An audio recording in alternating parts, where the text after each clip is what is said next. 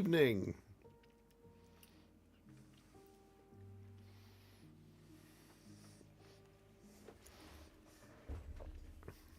How are we all? I trust you're all feeling good, feeling better than I am.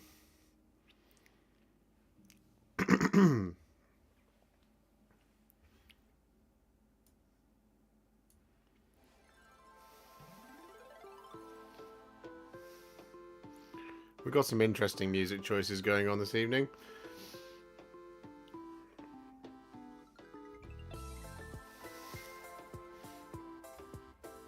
This is supposed to be relaxing music. This is not relaxing. Come on now. That's better. That's better. Good evening, Mike's Painted Minis, Dan Buster UK.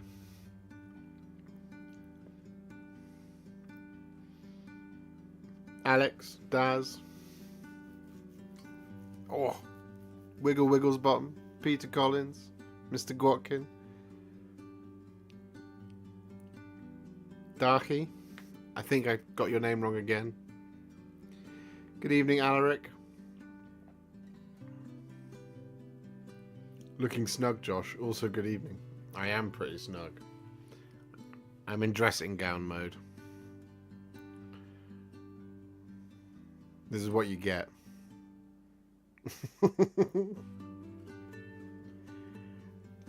I've earned the right last week to be in dressing gown mode. I got it right. Yes. I was searching the brain banks.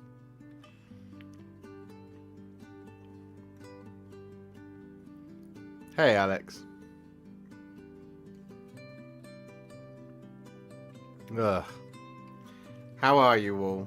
You guys all good out there? Today I finished this.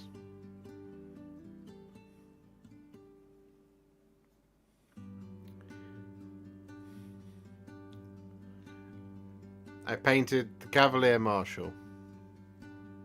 And the base is drying. So this video will be out tomorrow. And I'm trying to decide what I'm going to do next. Whether I do a complicated one or a hard one.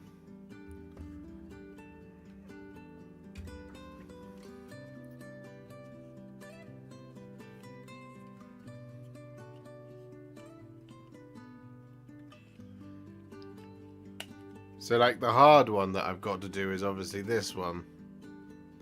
Pontifex Zenestra.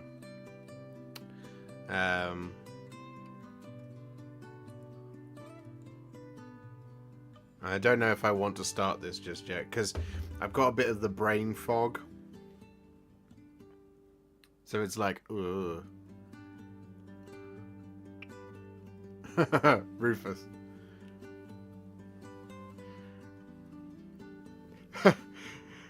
Rock Golem, I misread your message for a minute there and I was like, that's rude. We need better painting recipes. I was like, oh man, come on. But that is not what you said.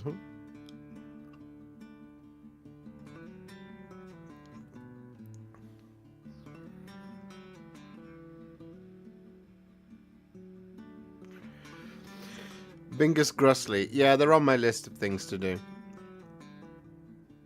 You reckon you could do any more Chaos Knights? What would you want to see for Chaos Knights, Oliver?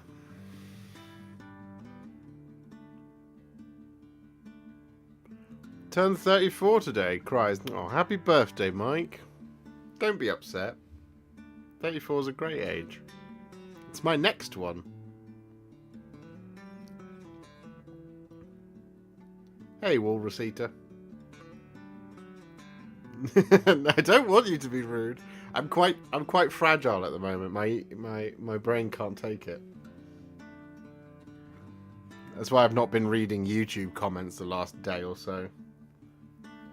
I've just been like, ugh. I don't feel well enough to get beaten up on the internet.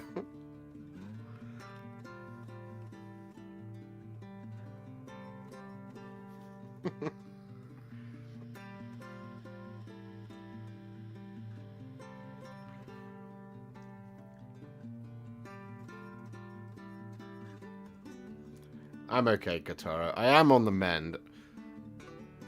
If Alice were here, she's downstairs. But if Alice were here, she would tell you that this weekend I was in a terrible, terrible spot. I didn't do anything.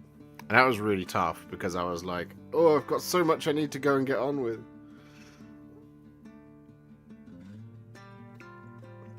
But I just didn't do it. Good evening, Ricky. Your model arrived. Off the road. It's here. I'm waiting for Fulgrim Transfigured to arrive so that I can wash them both off at the same time.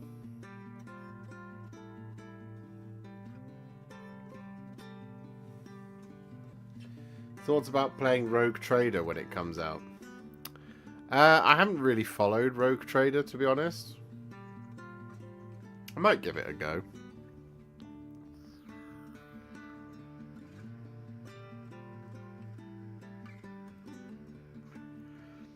When can we see how to paint Iona's Cryptborn? This weekend, I think, will be when that video will drop. There's something I got to do before I can do it. I've got to film a little sponsor spot and get that approved. But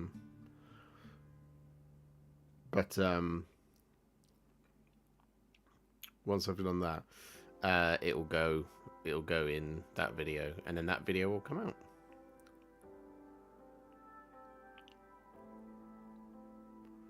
No, Rufus, it is the worst. Because as soon as I'm not working, I'm not making any money, and if I'm not making any money, then I'm not preparing myself next month when it comes to things like paying the rent. So like usually what I do when I'm when I'm falling ill is I try and work up ahead, which I'd already been doing the last couple of weeks with Iona's Cryptborn, Belthanos, Talia Vedra, the Fusel Major, the Black Talons, and the Sprue review, and I knew I was going to be streaming on Wednesday, so I was like, there you go, that's a week's worth of content. But there was a bunch of other stuff that I needed to get done in order to make that happen, like a sponsor spot. Because obviously you want that minute-long section of a video to go into something that will actually get seen. How much money do we have to donate for you to just go to bed and get some rest? How much do you want to donate?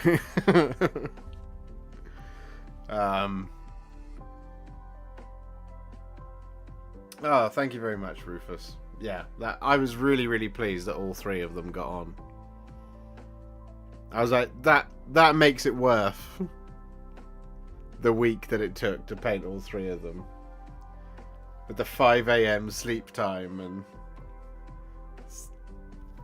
14-hour paint sessions. Made it worth it. Hello, Captain Manrings. Who's excited to see Flesh Eater caught soon? I am Wiggle Wiggle's bottom. I'm excited to see what they do with it. How are GW resin models these days? They are... I mean, the Forge World stuff has always been better than the Finecast thing, and the Finecast stuff is unchanged. Any advice for painting a white tabard for sisters? Yeah, Big Bad Peter Gaming. I think if you get hold of some... what's it called? Pilar Glacier. You can make a really soft kind of like holy white cloth. So if you have it base coated with your white and pop your Pilar... So base coat it Corax white first. And then put your Pilar Glacier all over. Then you only need to highlight it with white scar. and you got a really nice thing. If you check out the black talons, I did just that on Larai's veil. Rufus Kit, thank you very much for the 10. Put this in the go to bed and get some rest fund. I shall put it in the go to bed and get some rest fund. I too am pumped, Biltong Boob. Thank you very much for the 17 months. And Big Bad Peter Gaming, thank you very much for the 3 months of membership. That's very kind of you. Peter Collins, I had a release yesterday, so I haven't slept much myself, and you know what I do.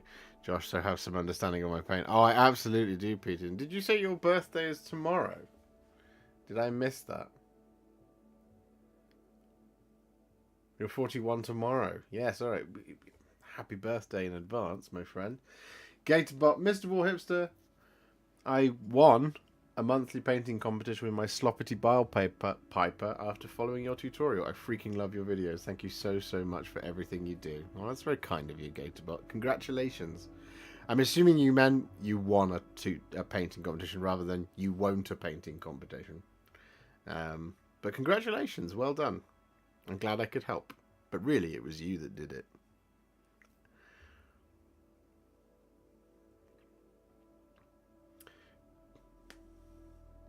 Is this a GW website free discussion? No, we can talk about Games Workshop's new website. If that's what you want to talk about, because... oh boy, it's not great.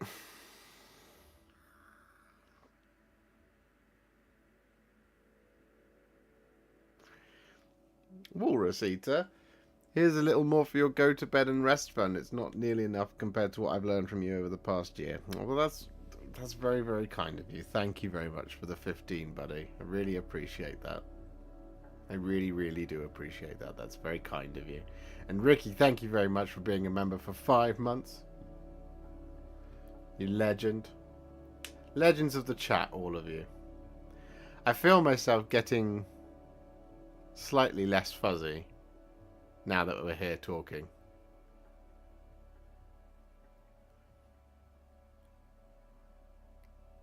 Hopefully you get something for this. Thank you very much for the 6 months, Captain Mannerings. The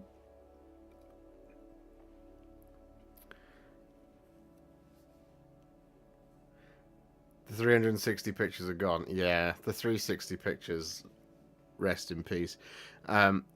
They stopped doing those on new released miniatures during the pre-order window because we can thank our lovely friends who 3D print everything for that, because what Games Workshop thinks some people were doing is they were looking at the 360 degree pictures and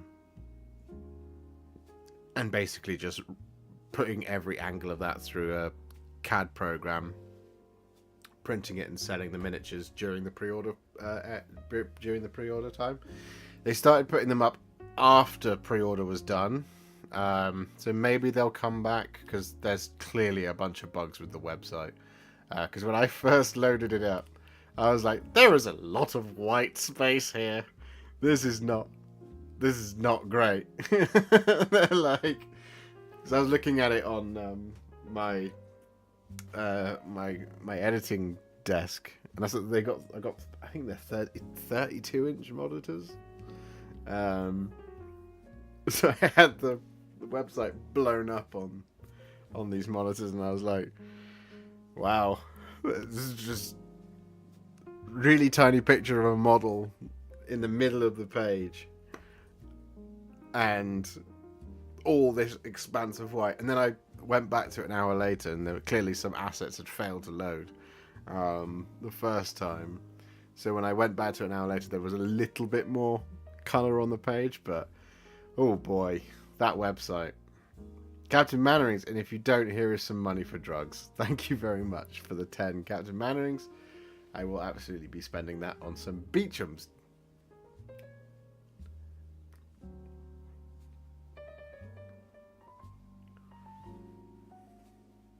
I know Mike's painting minis.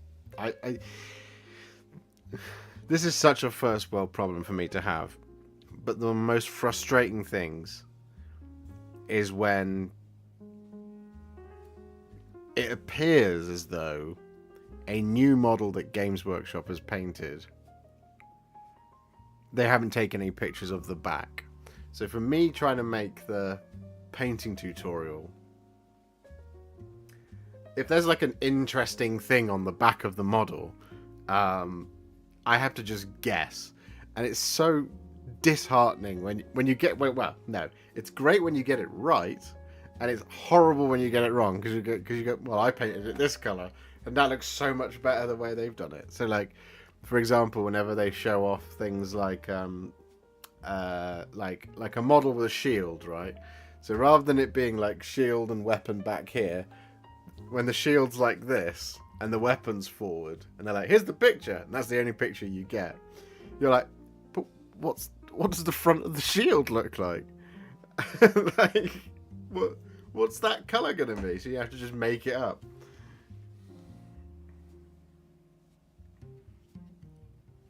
Leaks Feeks, hey Mr. the Warhipster Rubric Marine, spray blue then paint gold trim, or spray gold and fill in the blue bits, or other. Either would work if you're not using contrast paints. If you are using contrast paints and you spray it a metallic, then your blue is going to have a slightly metallic sheen. If that's something you want, then that's great. If it's not something you want, then you're going to want to spray it blue and paint in the gold.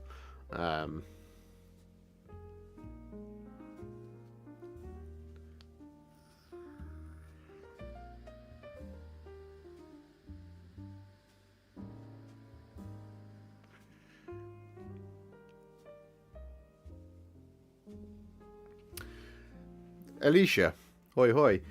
And Ricky, I didn't know that was a thing. That's a nice feature to add. Do you know what I don't like about... The thing I don't like about the website, right, is just how... In fact, are we just... Look, we'll just get it out of the way, shall we? let's just pull up the Warhammer Games Workshop website, because it's no longer gamesworkshop.com, it's warhammer.com. Let me just...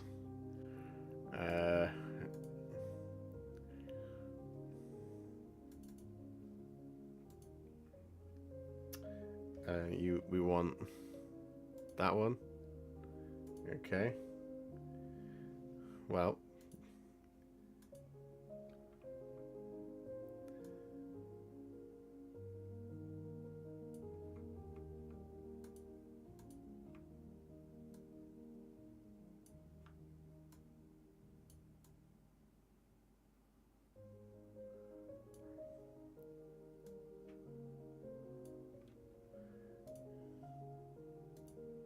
Okay. So.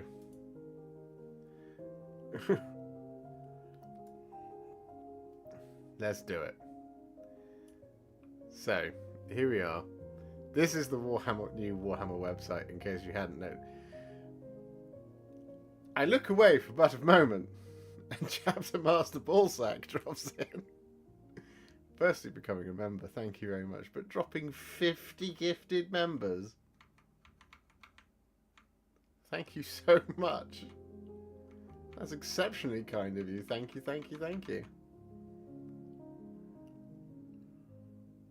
Hey, yo.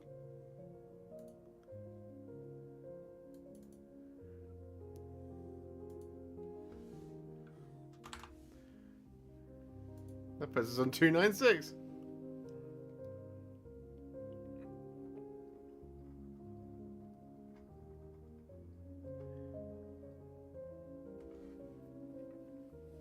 Guys, if you, I'm just going to say, I noticed in amongst all of the amazing, the 50 new members, 51 new members total. Good evening, Scarbrand.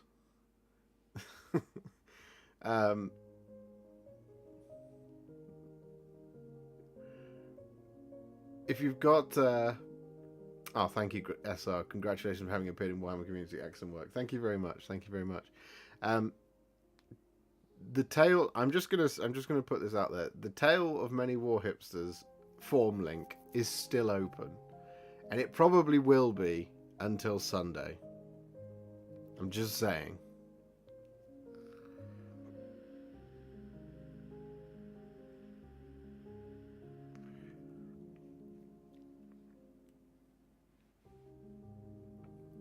Have you painted the Rotmire Creed? I haven't painted the Rotmire Creed yet, no. I haven't. Let me have a look at them. On the new website. So, okay. Look, here we are. We've got the new website. This is the new Games Workshop website. Now, I don't... In principle, as a website, I don't think it's an awful website. I think as an e-commerce platform, it's not very good. Because the first thing you get on this website is this video. Okay. It's got music. I didn't know. You know? What is Warhammer?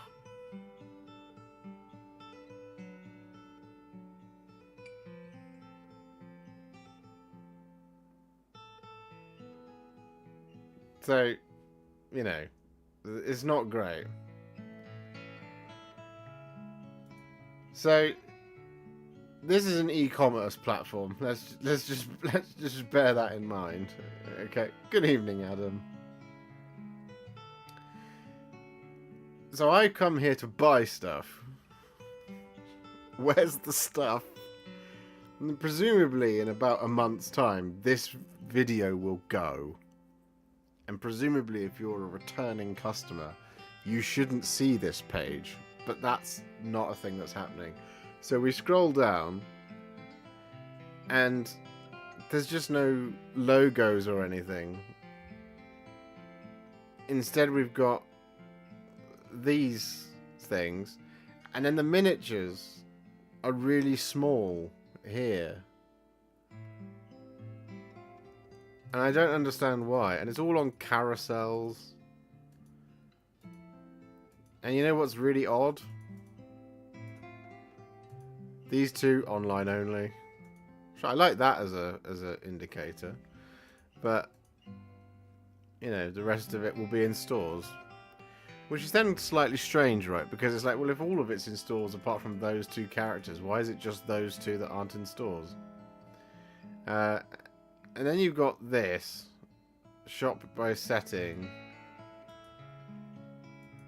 And it's like, okay. And then you've got this. Where it's not... This isn't showing you what you can buy. It's telling you what you can buy. You know? And that's... This is just not a great... This is not a great journey for... I still haven't been able to buy anything. Alright, so let's go back. So... Shop, build and paint.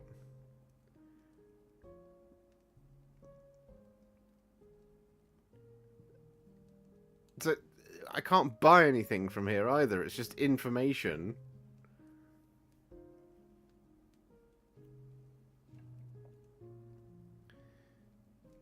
And let's just look at all of this blank space. Like, the product's not very big, so it's clearly optimized for mobile. And this is on a desktop. This is all this blank open space on the website. It's like, okay, cool. Everything just looks kind of, you know, the typeface doesn't quite work in certain areas and this, that, and the other, okay? So, still haven't, okay, I can buy these. Right? These three things. So, okay, cool. Alright, so let's go back again. So if I scroll down here, gift voucher. Okay. Cool. Excellent. So, I want to... Let's go into Age of Sigmar, shall we? Again, like... Same products here. There's the starter sets.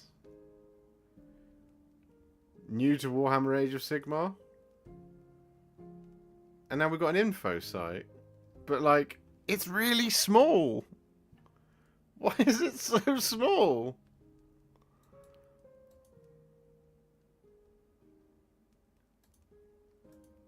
And it's like, cool. That explore the factions, order, chaos, death, destruction. Well, no, hold on. There's like 30 factions, isn't there? How do I learn more about destruction? I can't.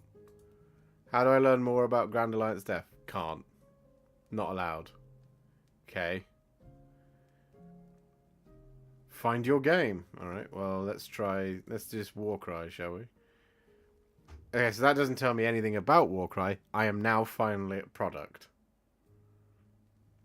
And we've got a filter here. New releases, online only. Paperback, plastic, allies, chaotic beast, warbands. Sort by. Cool. Excellent. There's now... I have to always do show more. Like this. But where's my... If this is geared towards new people, where's my... Look, you want to start Warcry, here's what you get.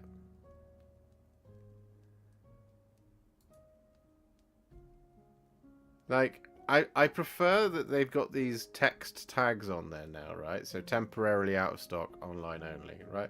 I like that. Rather than having the symbols that might not necessarily mean anything to anyone. You've got all this, you've got it written on there now, which is good. That's a nice thing. But, cool. Right, so let's go back here. Homepage. Shop. Warhammer 40,000, Age of Sigmar, The Horus Heresy, Middle-earth, other games. Right, well, there's other games. Kill Team, Necromunda, Warhammer Quest, Warcry, Warhammer Underworlds, Warhammer Quest, Adeptus Titanicus, Blood Bowl. Okay. There's not a fair representation, though, so let's look at this. Age of Sigmar. Shop by Alliance. Order. Cities of Sigmar. So now we've got this sort of just weirdly, it just feels cold and clinical, and it doesn't feel like, it doesn't feel good. And so if we now go in here, you now get still some of the kind of still photography, which is cool. Like, that's not gone. But the painting thing's gone. There's no longer the... Here's the paints that were used. You now get this, which is useful for the full gallery.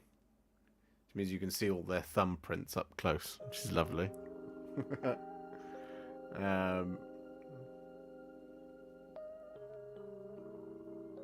Like on that one there. But okay, fine. But like the painting thing's gone. So where do I go now? Citadel color.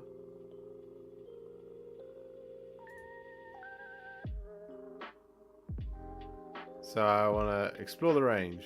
No. I want to see how you paint a model. A specific model. No, I have to download an app.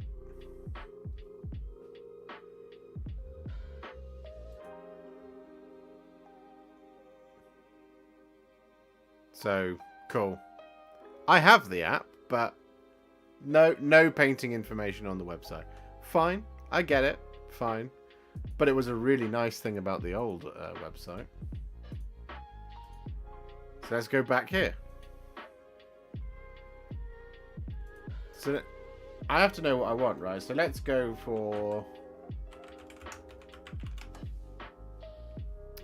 I want to buy this. Yep, cool. Picture missing. Cool. Picture missing. Picture missing. Pictures are busted because there's a picture missing. So I have to refresh and not click on my missing pictures. And look, I get it. This is a teething problem, right?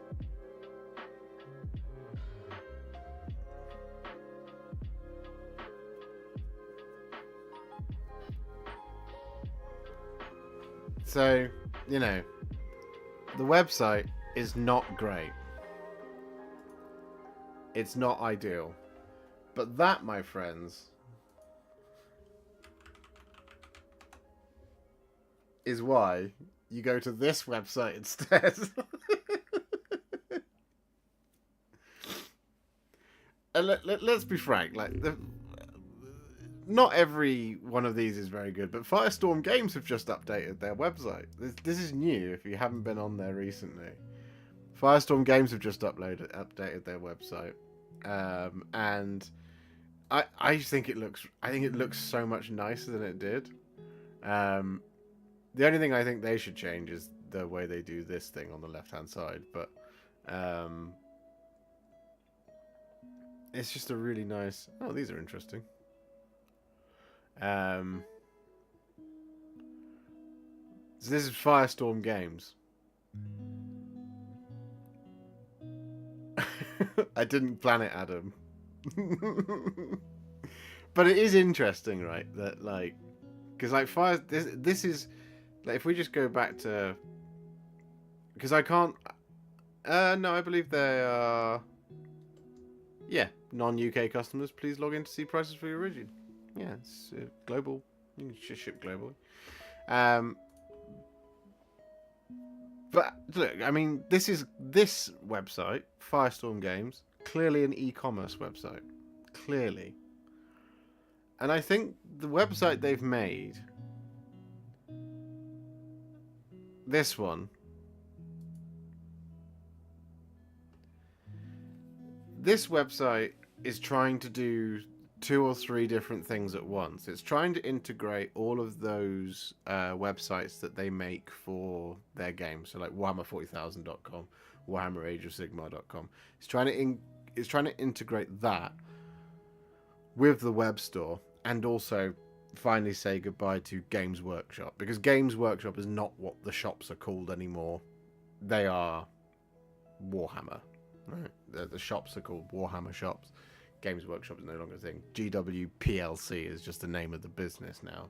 They have rebranded to Warhammer, and I get it, but this could have been executed a lot better, because this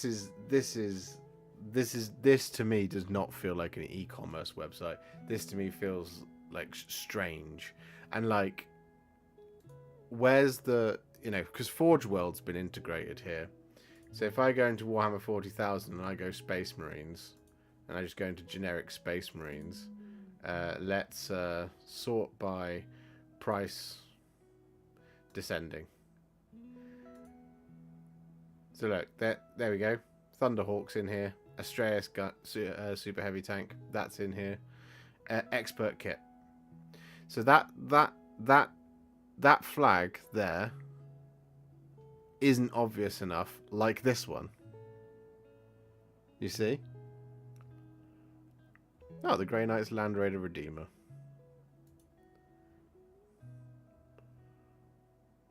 But it's like, okay, cool. So I think, yeah, it's just this slightly strange integration of an info site, a getting started site, with very kind of, I don't think the click through is as bounteous as it should be, right? So like, it should be obvious where you need to go the more you click, but also like you should have more and more information as you go down. And because they've put everything on carousels, you don't actually have any more information the further you go down in the clicks. You just end up with the same amount of information, or the same amount of words on the screen, or the same amount of things, and it's not obvious. So it's not ideal. And if you want to sell Warhammer online, like, this should not be this video here. And like, this is not good enough as the first thing you see when you open it up. And like, this is then just really static. Hey, what's with the red? What's with the red square? Do you click in there? Does that do anything? No. Yellow square? Doesn't do anything. Blue square? Doesn't do anything. Green square? That doesn't do anything. Cool. Shop Middle Earth. Alright.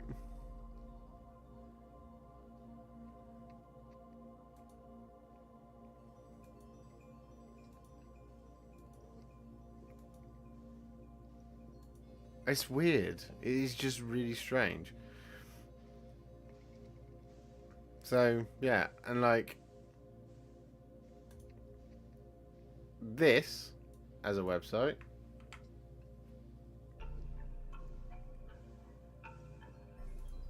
Left to right. Cool. But even like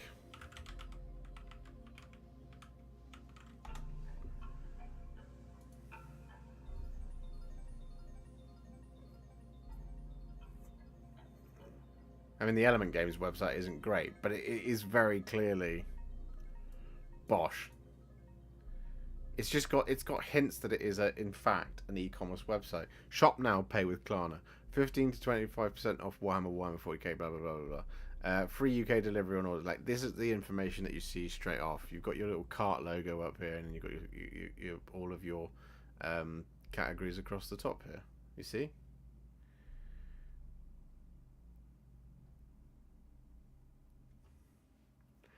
Yeah, and that's it. That's the thing. So, like, the worst. This is where we're going to talk. So, I don't know how many of you guys work in like web development or product development for your businesses or whatever. But there's a saying out there that I think is unacceptable. That a lot of businesses operate under the idea of they have their vision for what the project could be. And let's say in this instance there is a website. So you want to create a website. You want to redo the you want to redo the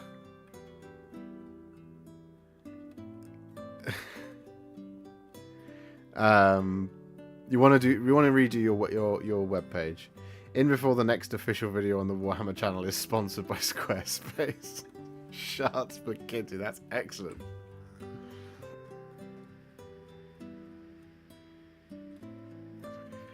So the thing I'm talking about is, there you go, Gator bot, minimum viable product. It's exactly it. You knew where I was going with this. Minimum viable product. What is the minimum viable product before we can go live? And then what is the thing that we actually want it to look like? Like, what is the blue sky? Like, what does this product do? What are the objectives and outcomes? What are all the things we need to get done for this in order to get this completed and out the door? But also, what is the minimum viable product? And businesses shoot for minimum viable every time, constantly. You start with your ideal project, your ideal outcome, and someone at some point says, what is the core functionality? Focus on that, get that done. Is that all done? We're at MVP, minimum viable product, put it out.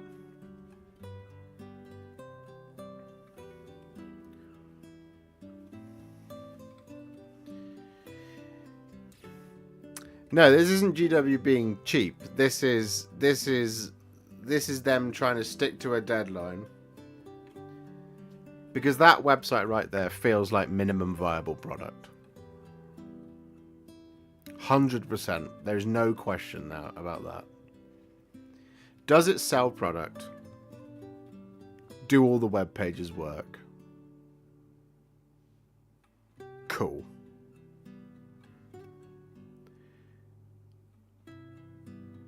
It's minimum viable.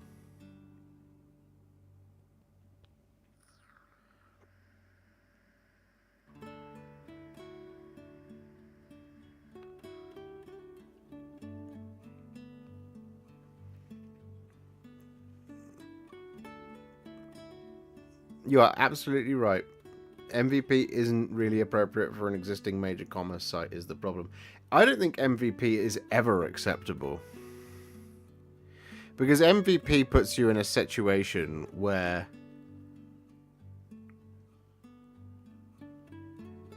you struggle to stay at MVP. You will then spend the rest of your time thinking that minimum viable product is the gold standard. And it's not, because there was somewhere there's wireframes and there's a mock-up of what it actually would look like and what it actually could do.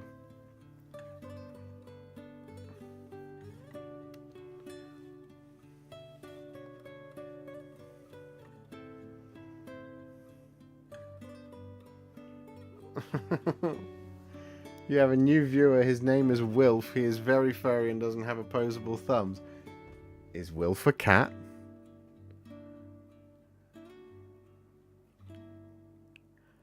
The cat audience is the demographic I've been waiting to break into. Winchester 1979. So after watching a few too many of your Leviathan box videos recently, I bought the starter set box today. Got any tips for painting black Tyrannid flesh? Yes, get yourself a pot of Black Legion. It will make it really quick. And if you want to make it kind of like shiny black, get yourself a pot of either Nuln Oil for a sort of grey, a sort of more true, normal kind of matte black, like my microphone. If you want it to have like a bluish sheen, get yourself a pot of Drakenhof Nightshade. One of those two over the top of Black Legion, it'll have absolutely fantastic. And then you can highlight it if you want. You also don't have to.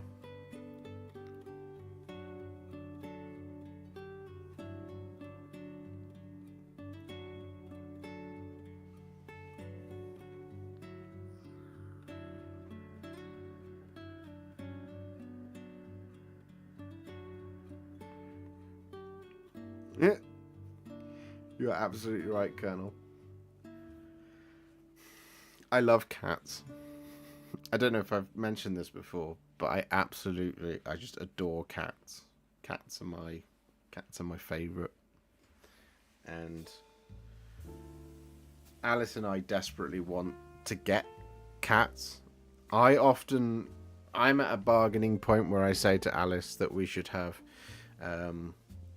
5 each. So 10 cats. I've just seen the Man United score. That's quite funny. Jesus Christ.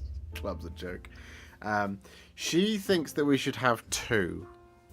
And I am inclined to agree that 2 is probably the right amount. Not 2 each. That's where she stands on it.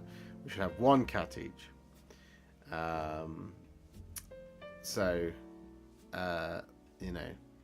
That's all good. We can't get cats here though, because we want to have cats that are allowed to go outside, and because we live on an upstairs apartment, they won't be able to do that. And also the landlord really is not keen on the idea of having pets.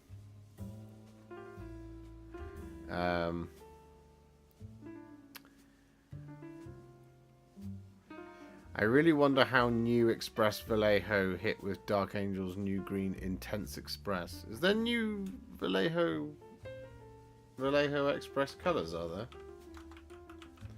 Vallejo Express colour.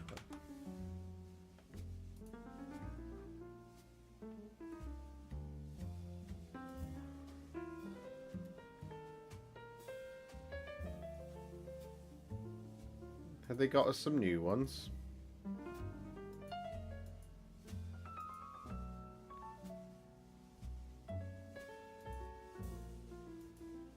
What's the intense thing all about?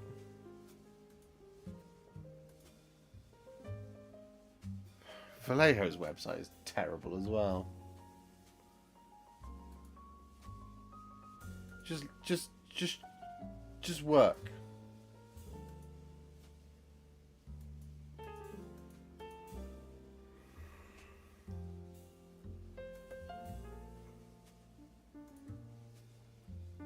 I want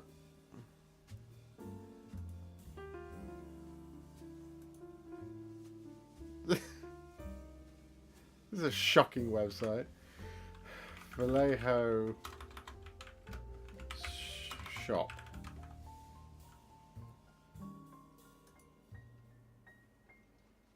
It's going to send me to the Spanish one, isn't it?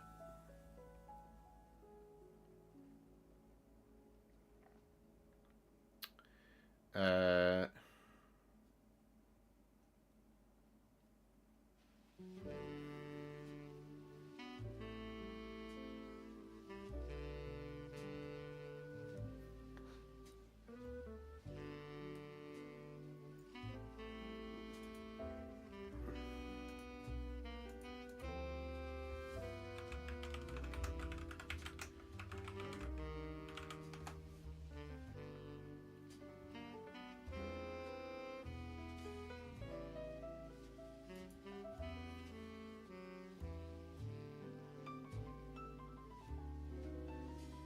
1, 2, 3, 4, 5, 6, 7, 8, 9, 9, 18, 27, 36. Oh, okay, yeah, they've massively expanded this range.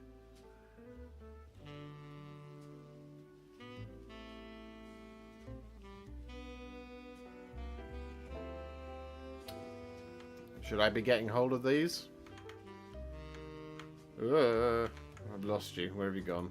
There you are. There's the stream.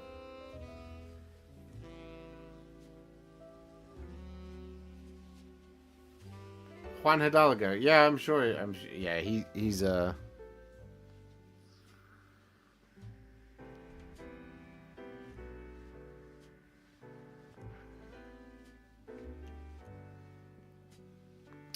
I'll have to pick up the ones I don't have then and have a look.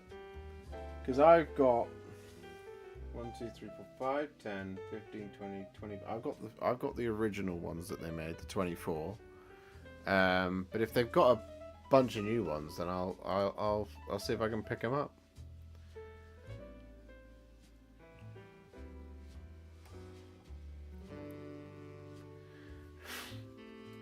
In fact, I'll do that. I'll do that now.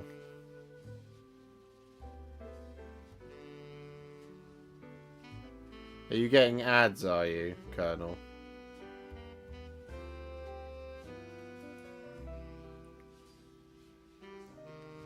I've got a button that I can use to stop them for 10 minutes.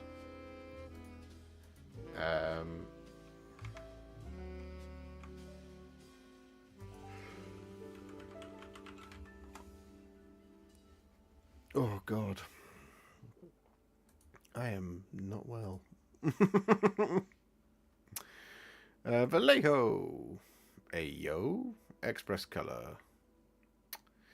Oh, hello. Yeah, okay. They're on pre-order. So when do they go?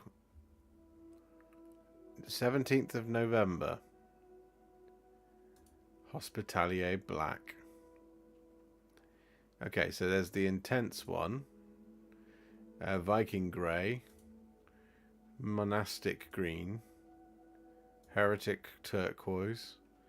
Legacy Blue. Seraph Red. Phoenix Orange, Dreadnought Yellow, Greasy Black. Nice. Muddy Ground, Willow Bark, Battle Dress Brown.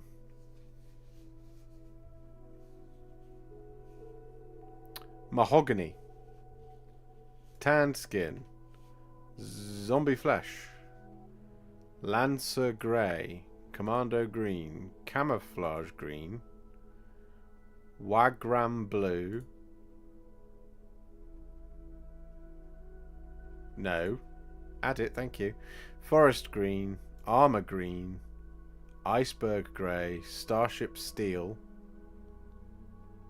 Vampiric Purple, Demonic Skin, Fluid Pink, Twilight Rose, Fairy Skin, Wicked Purple, Chameleon Orange, Desert Ochre, Military Yellow, Rotten Flesh, Bag of Bones, Mummy White, Khaki Drill, and that's it. There's a lot of paint. There's a lot of paint. How much is all that going to set me back?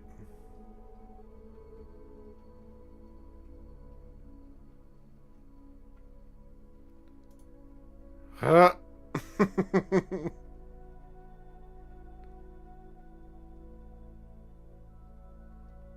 Oh, dearie me.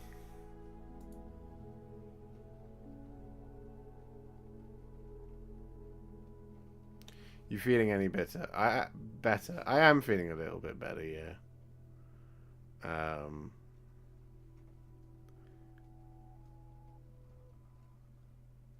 I don't think that's a metallic. I think it's just called that to sound like it's a metallic.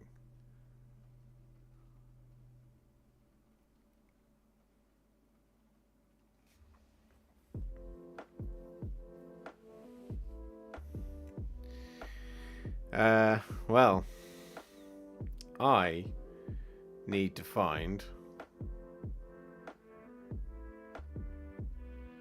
£113.40.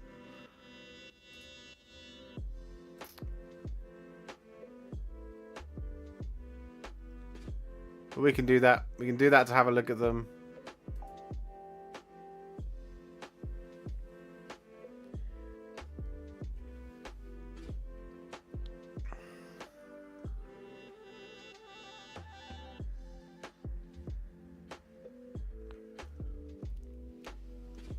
But I said in my last video that I think there's a lot of promise in the Express color range. They dry really matte. And they have a longer drying time, so you can move them around a little bit. It's just the colors were a little bit weak. The intense idea, I really like that. I'll check out Juan Hidalgo's video on it.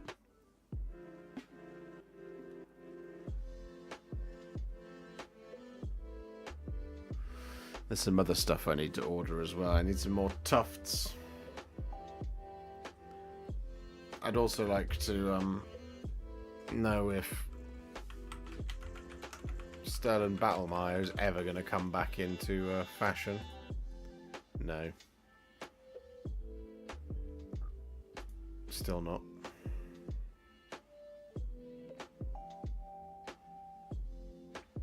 Yeah, I am going to get some more. Need some more wall space. I have to put a second, another thing up here, so I can put all of these on them. Hot Tub Express paint test. As in, you want me to test how they work in a hot tub? As in, just.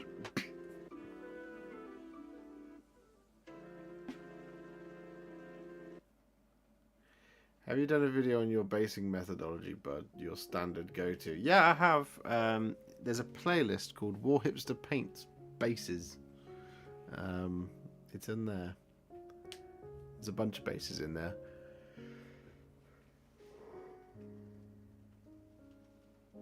Oh.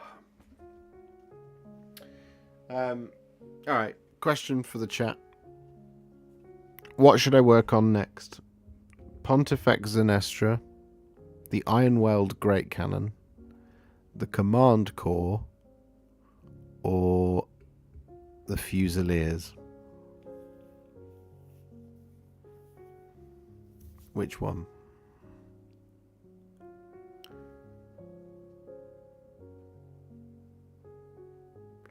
They haven't stopped, Trent. It's just it's gone out of stock and no one seems to have it. It's that one and Astrogranite Debris.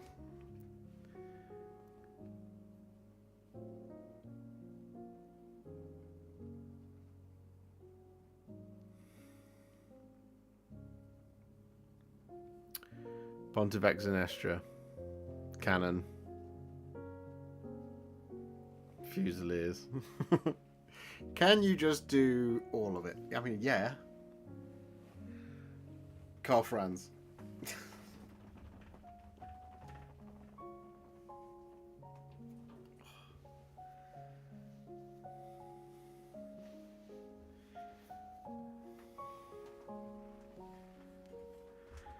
Oh yeah, get some from your store, Trent. If you find some, can you post some to me as well?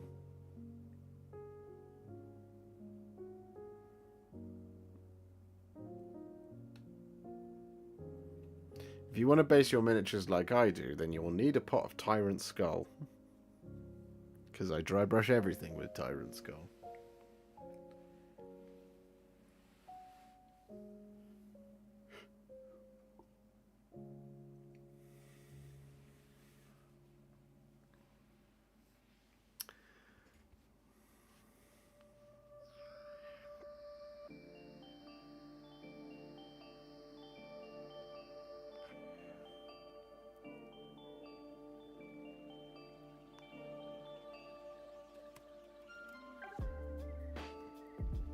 I need a box of steel helms as well. Thinking about it. I'm just going to add them to cart now.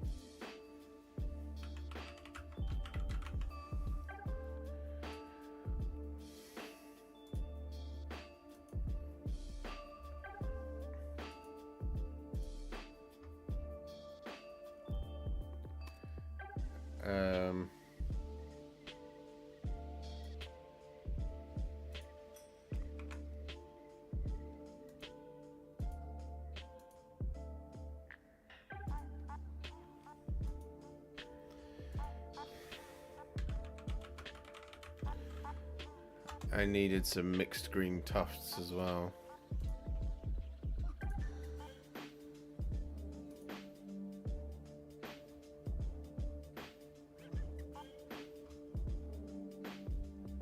I wouldn't be surprised if... Oh. Go away, ads. Don't do it. Can I vote for you going back in time and painting Blackstone Fortress? Oh, man. I would love to. But I've painted that set 4 times. And I think it would kill me to paint it again.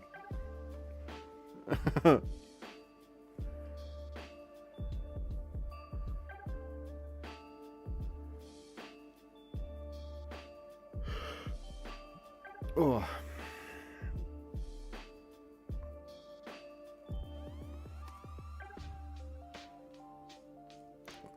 I just realized after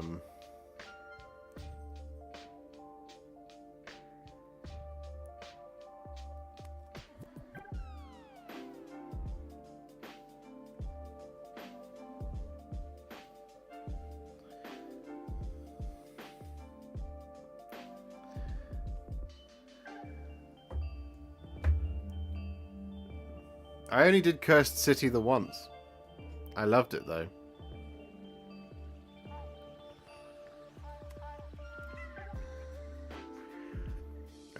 No, they don't sell Battlefleet Gothic Winchester at the moment.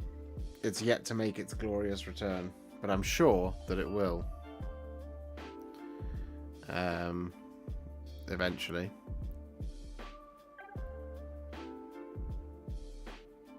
Is Fulgrim on a 2-week pre-order? Have I got that right? I'm pretty certain it is on a 2-week pre-order.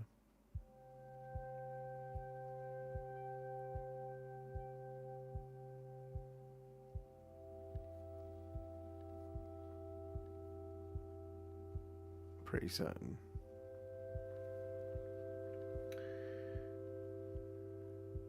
Paint some Oathmark goblins. The only things I have are...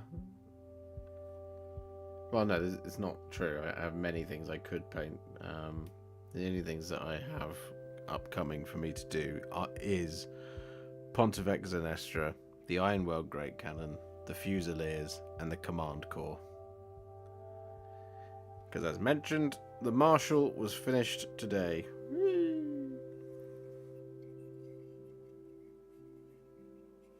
Yeah, 2-week pre-order. That's a shame. Means I won't be doing Fulgrim this weekend. That will happen next weekend. Time permitting. Weather permitting.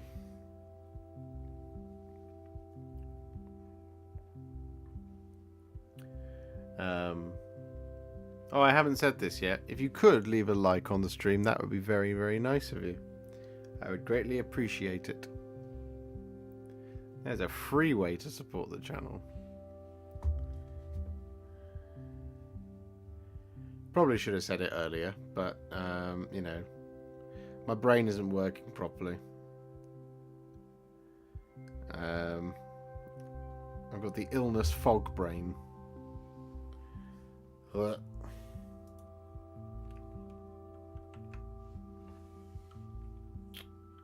was going to look up.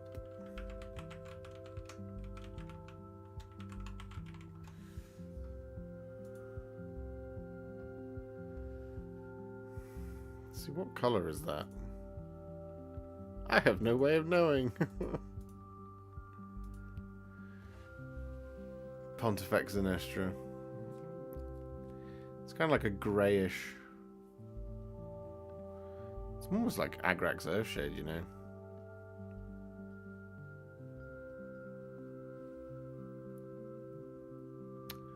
That's what we like. That's what we like to see. We've also had 51 new members. She's awesome. Hello, Andy Tronic. I'm alright, Dave. How are you? I'm just lamenting being alive. I'm trying to keep my thoughts in the correct order, which is difficult. So there's no pictures of Zenestra herself. It's all at a weird angle.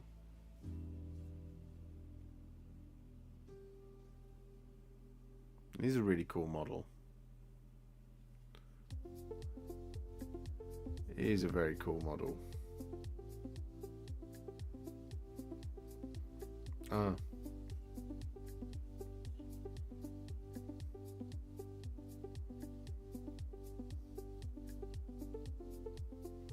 And interestingly, what were the other options? Looked up the Pontifex and it's a monster of a model. It is. Morthan, thank you very much. That is exactly that.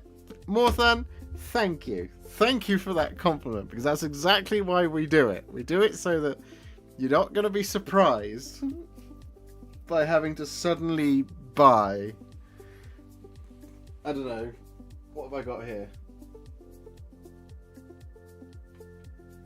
Polished gold from Vallejo. I'm yet to try this out though. Have you ever done Crimson Fists? I have done Crimson Fists, Andy. There is a Crimson Fists video on the channel. It should be in my playlist, How to Paint Space Marines. God, contra. Warhipster paints Space Marines. I think one of the options was the Lord Celestin on Stardrake. Mike. Yes, he is. Not for right now, because I don't have one built and primed. Or this evening, but it is there. Can I make it up to you with a painting tutorial of Ionis Cryptborn to tide you over until I eventually get around to it?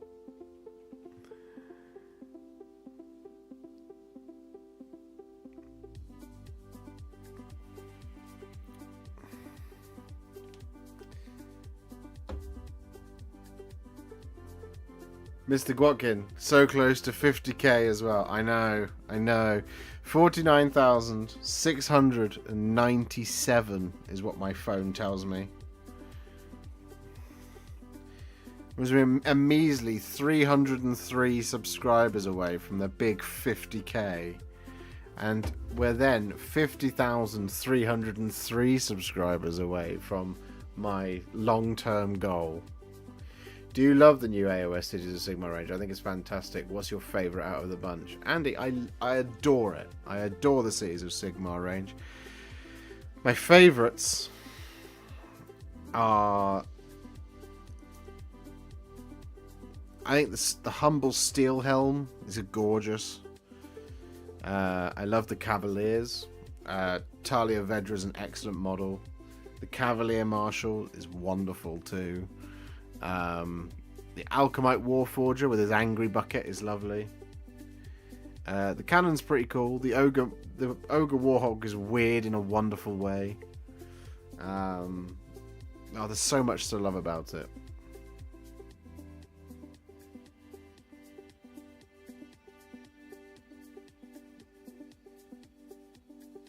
Good evening, Funk Data.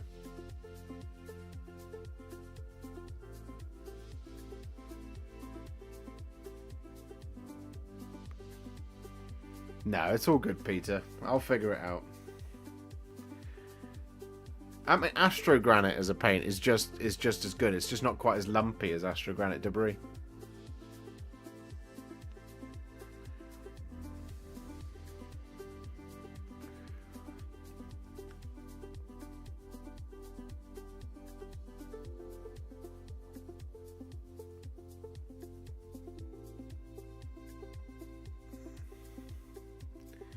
They do in the form of the dwarves. Are you more of a painter, or do you also play? I do play. I haven't played in ages, and I've been excitedly theory crafting the last couple of days because I am planning. I am planning to go to doubles in January, and I've been trying to figure out a really horrid 1,000 points of Stormcast Eternals, because I want to play with my favourite faction in all of Warhammer, and I haven't done it for ages. I want to just take something I can really just put down and look at and be super proud of, and be really, really just my heart warmed by it, because my doubles partner is taking Cities of Sigmar, so I can't. And yeah, my goodness me, there is some absolutely hideous stuff you can pull off with Cities of Sigmar. Having theory crafted for days on that book, there is so much potential in there for just absolutely hideous combinations of stuff. I mean, this lady alone, with her prayer, to give you an indicator, right? Pontifex Zenestra, if her prayer goes off, you pick one of three things to happen, and one of them is add 2 inches to the movement of friendly Cities of Sigmar units on the battlefield. So, doing that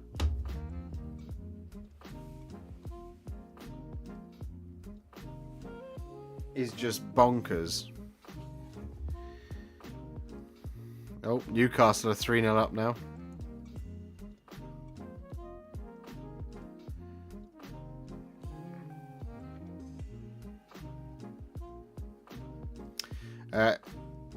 Specifically, it does have to be of human units on the battlefield, but adding 2 inches, right? And then you've also got the advance in formation order that you give to all of your heroes. You can give to all of your heroes. And that lets friendly units that start a normal move within 3 inches of the hero that was issued the order add 3 inches to their move characteristics. So that those two things stacking up, meaning that you can have Fusiliers with a 10-inch move, Steel Helms with a 10-inch move, Cavaliers with a 15-inch move, Talia Vedra with a 19-inch move. You can just absolutely brr.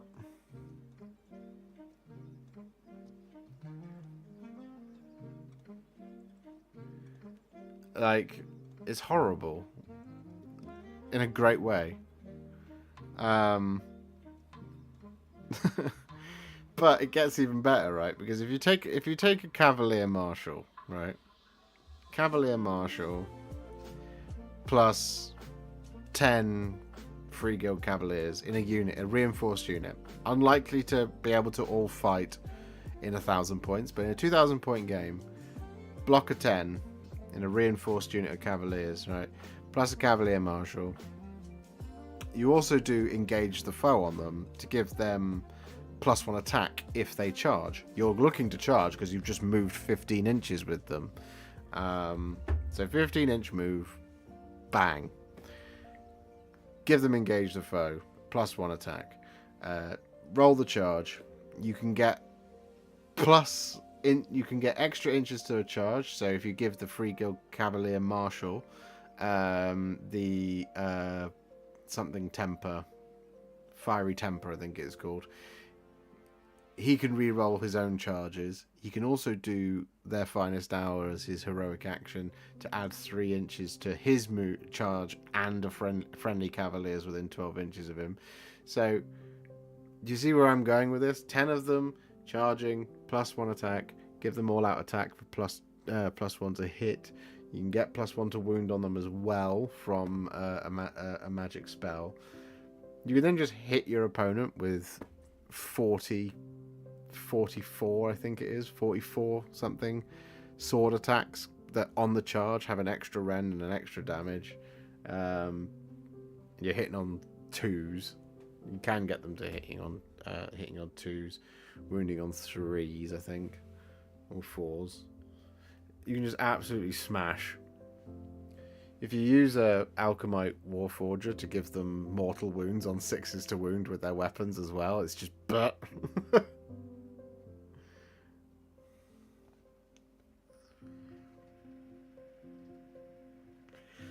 At the moment, Andy, the things that are dominating AOS are Soulblight Gravelords and Ossiarch Bone Reapers. They are hideously good. That could all change once Belthanos comes out, because the Evergreen Hunt Army of Renown, if you know what it does, you can beat it. If you don't know what it does, you can get flattened by it really easily. So you get, firstly, the army consists of, the Evergreen Hunt consists of Belthanos, and then Arch Revenants, Kurnoth Hunters, Spite Rider Lancers, and Revenant Seekers. It's only those things. But you get this thing called the Choir of, or something, or the Song of Virtuous Harmony, I think it's called. And for every one of the conditions that you have, you gain a chord, and for every chord, you get an extra benefit, up to a maximum of 6. And it's really easy to get the maximum of 6 if you are in the same table quarter as your opponents, as the quarry. So you select a unit to be the quarry, get into the same table quarter as it, absolutely flatten them. But it doesn't. The way that it works is it's not only against the quarry, it's just if you're in the same table quarter as the quarry. So it's things like with one chord, you get +1 to run and charge rolls on everything. And then there's like adds to hit and all this kind of thing.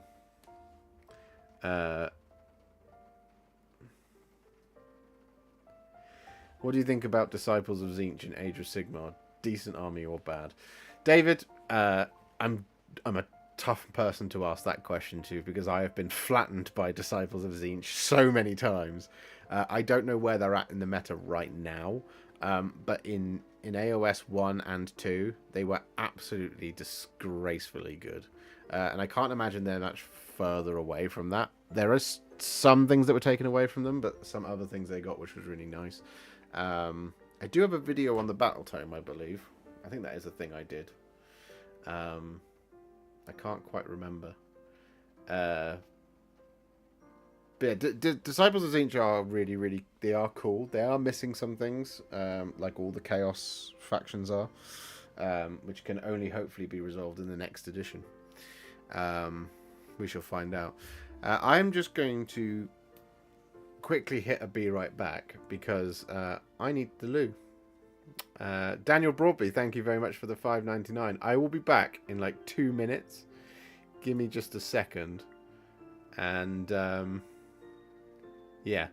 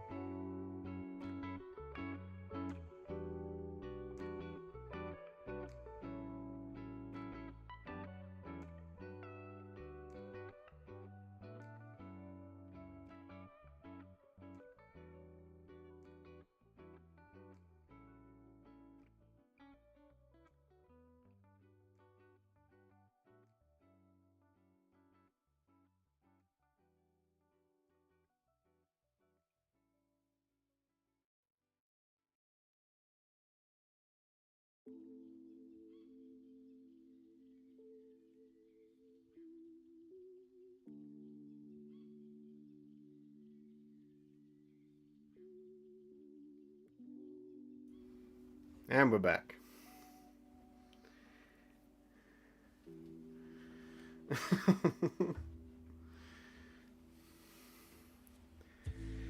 I wasn't gone that long, was I?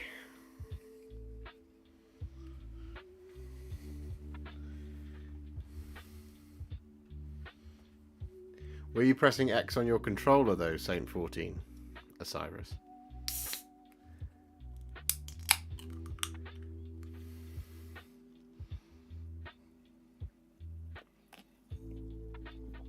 Oh.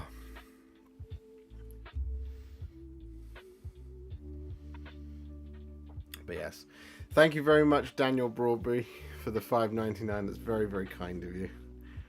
I didn't thank you properly before I ran away. But I'm back. Oh. I think that's the quickest I've moved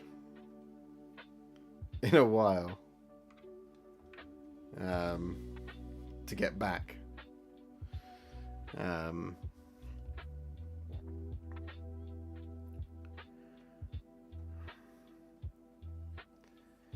I keep looking at this Pontifex Zenestra model and I'm like, it shouldn't be too hard. And then I keep looking at it and going, it's actually quite hard. Brr.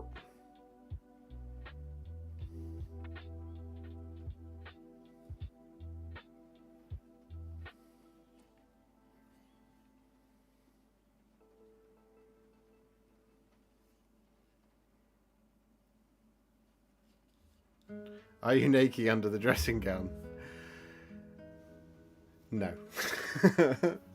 I'm wearing Chewie's favourite t-shirt.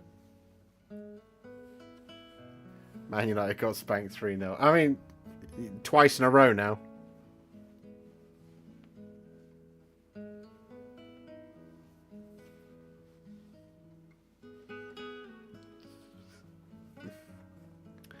I thought that they would maybe pull a performance out of the bag for Manchester City.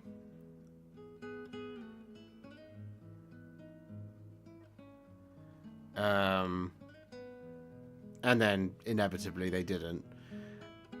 And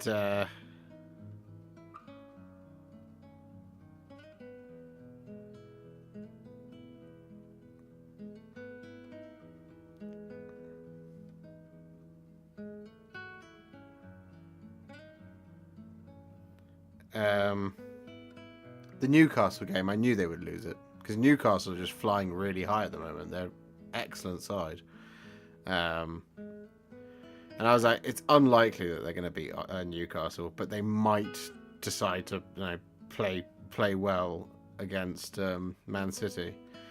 Weirdly, I thought it was more likely that they'd get a draw, possibly a win from the City game, than they would from the Newcastle game, but inevitably they were going to lose, and they're just going to keep losing because the club is an absolute disaster.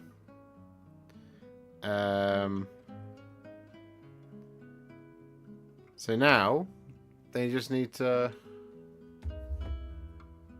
they just need to go back to basics and actually come up with an identity as to how they want to play the game. Are you a Man U fan? I am. I have been since the age of the beginning. And I've stuck by them all this time because Manchester United needed a decade, possibly even 20 years, of this to make up for being the best team and the biggest team in the world for as long as they were during the 90s and noughties.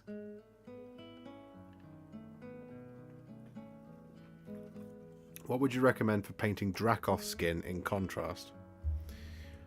That's a great question, pesky fool. You ever paint in sub-assemblies? Very rarely, Bri.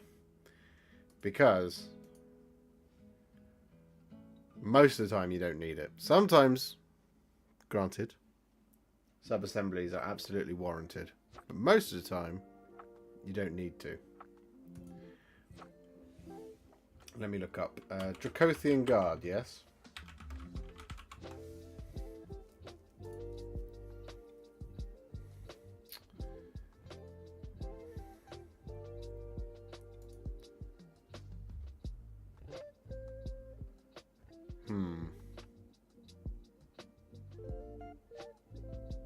I'm on the Games Workshop website, and I keep forgetting that it's bad now.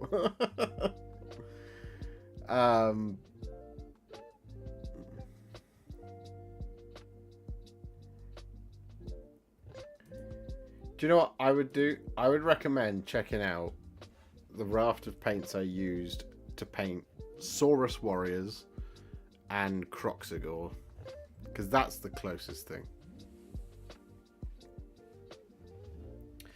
Do you still wish you did the Norn Emissary in sub-assembly? No, because I got through it.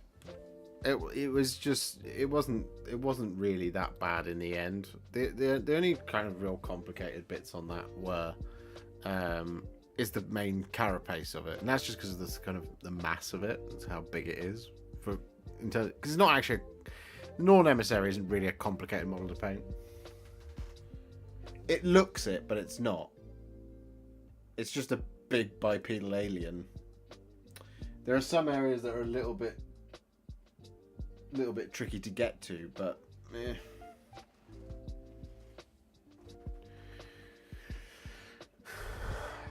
Who knows, Rez? I'd love for them to ask us.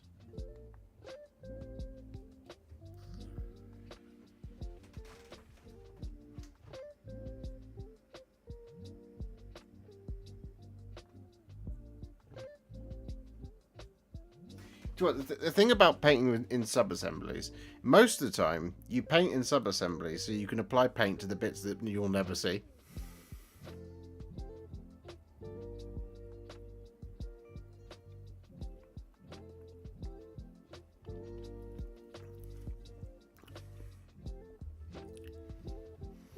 So, like, here's the thing, right? I've got a blog coming out, a video blog that I will be editing soon. I've decided I'm just going to cap it where it ends, and it ends on a bit of a damp squib because it ends with us getting COVID, which is sad. It doesn't end the way I hoped it would, but I filmed the 2 weeks that I spent building and painting Ionis Cryptborn, Talia Vedra, Balthanos, the Black Talons, the Ogre, the Fusel Major on Ogre Warhawk, building Pontifex Zenestra, Kurnoth Hunters, Stormdrake Guard, priming all of it, Cavalier Marshal, Fusiliers, Great Cannon. I filmed all of it.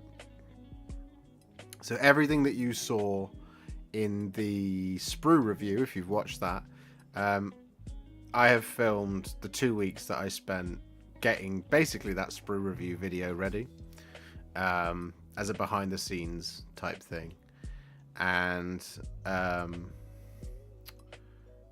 where were we going with this?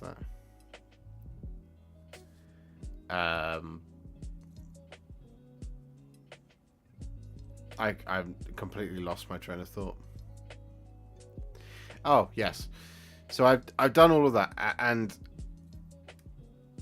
the reason why I don't do things like build in sub-assembly, paint in sub-assembly is because I don't think you need to most of the time. Some things you absolutely do and should, right? I completely agree. And there are some times where I'm like, I will say in the video or on a live stream or something like, well, I'll go, probably should have done that in sub-assemblies, right? So like, occasionally I do. So like things like the like Lord Croak, that was done in a sub-assembly. Not as many sub-assemblies as some people would recommend, but that was done in a sub-assembly. Of took Croak out, did the chair and Croak separately. Same for the Slan Star, whatever it's called. I can't remember. Brain doesn't work. So like this model here, Pontifex Zenestra.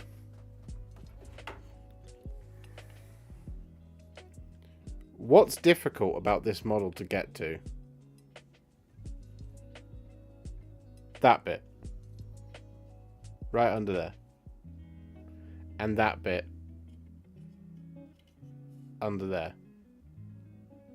Those are the only bits that are tough to get to. But to build this in sub-assemblies, you would be... Because the component, those whole arms are one component, you would basically have it built in 2 men, the main part of the chair, these bits would be separate, and so on and so forth. Like, it doesn't... the only difficult parts to get to, like I said, are underneath the palanquin and underneath the roof of the canopy. Is the only tough bits. Like even like this guy back here, there is enough brush clearance down there. So the reason I don't do it is because, one, it encourages... It makes people believe that's the only way to do it. And if they think that they can do a better job by sub-assembling, that's their choice. Which is great. Absolutely. Go ahead. Do it. Please do. But for everybody who doesn't do it, then it proves that you can. Right? First and foremost. Secondly is it adds a pile of time to making a video, having to sub-assemble, because you sub-assemble it. It's an additional trip outside to prime it. You have to have a mechanism for which to hold it. So I have to either drill it to put a pin in to hold it, and so on and so forth. Right? Do you see what I mean? It's like there's so many extra steps that you add in that I frankly do not have time to put into the production schedule as it is. It's the same thing for like when there's the occasional tiny little gap or something, filling stuff with green stuff, or drilling out barrels, or magnetizing everything, or doing all of this kind of thing. It's like my response is, do you want the video or do you not want the video? Because if I have to do that for one miniature, fine. This past 2 weeks I built 30 miniatures. So if you add 10 minutes of extra steps to each miniature, that's 300 minutes. Right? You've just added 5 hours. Which is, in an average work day, that's most of a work day gone. So everything would be delayed. Everything gets knocked out by a day. And I don't have an extra day. I just don't. So it's like, do you want the video or do you want it done the way, or do you want it done a different, or do you want it like, do you know what I mean?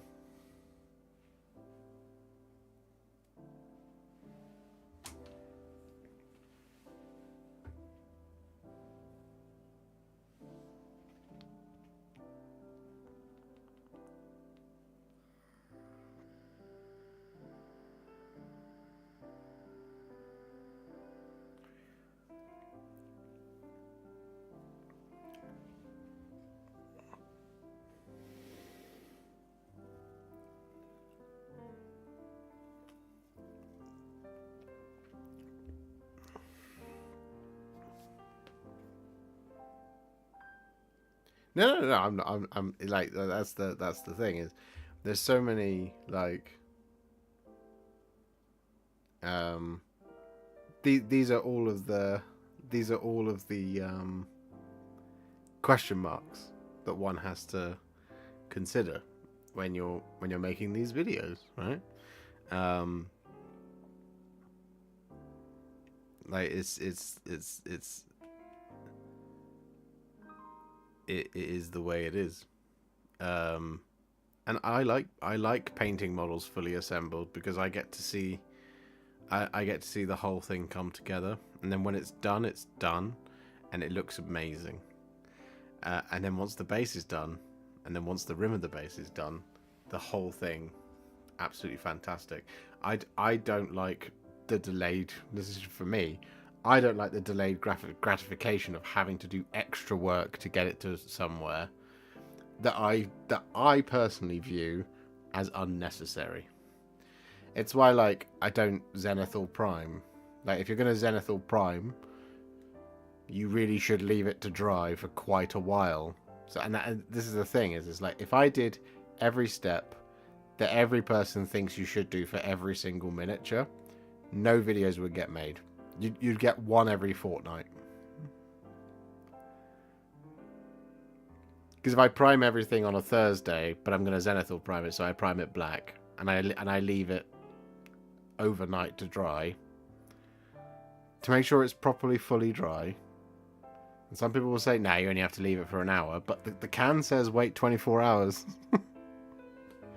But even if you like wait 8 hours or 4 hours, it's half a day.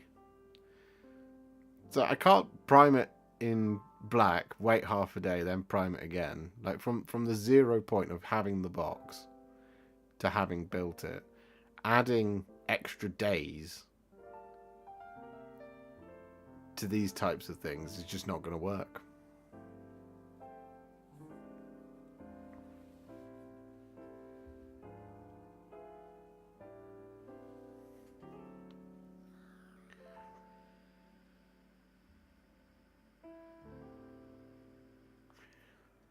Well, and that's where it gets interesting, Dave, because more and more often with their cavalry models, it's not actually possible to sub-assemble them very easily. So, like, the Cavaliers, for example, they are a great example in that you can sub-assemble them, but you end up actually having to sub-assemble them in, like, 4 different details, 4 different sections, which is too much, because you're... At what point are you... What are you trying to... Like, the thing I always recommend is just be analytical of what it is you're actually trying to do with the steps, rather than just do the thing because you think you should. So, like,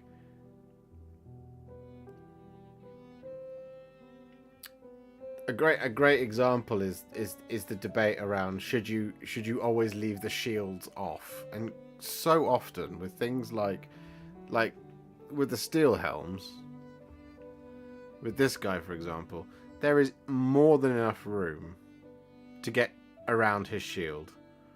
There's only one, I think, and I think it's this one. It's the only one I haven't got to, where you can't actually... It's a little bit tricky to actually get to every single angle of it.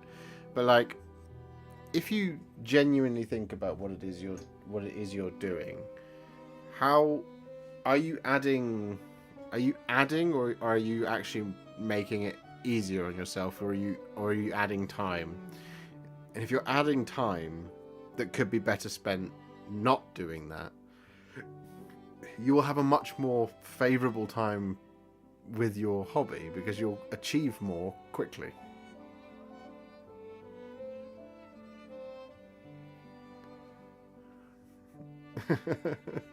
I'm with you, Rich and Captain Mannerings. I'm with you on that. Like, you can... Do you know what? Whenever I don't drill the barrels, someone will comment, drill the barrels. If I paint in a black dot on the end of the thing, no one says anything. Which, you know, I should do.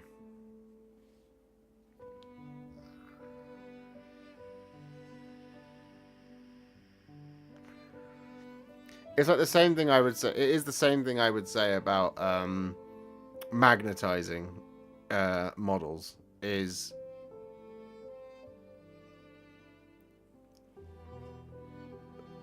really think about why you're magnetizing. There are some things absolutely magnetizing, 100% support. Things like Titanicus miniatures. This guy. These are designed so you can magnetize them really easily.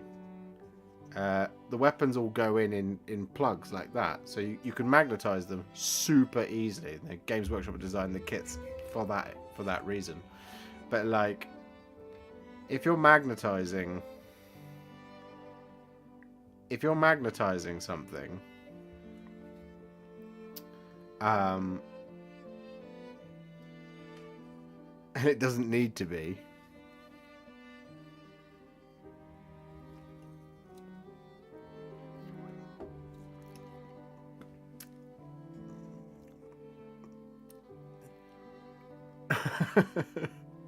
Colonel. Genuinely.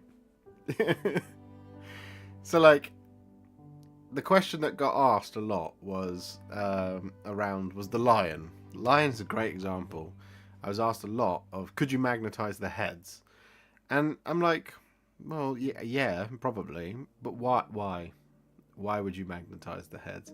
The only potential use case I can see for magnetizing the heads on the lion and Gilliman is that you play super narratively fluffy games, and down to the point of where you won't play guys not wearing helmets if you're playing in an area that you don't think would support natural life. So you're playing boarding actions, or you're playing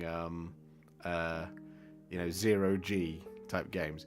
If you build him and paint him to use him generically in your match play games, when are you going to change the head? If you're not ever going to change the head, you wasted an hour and a half of your time putting magnets in so that you could.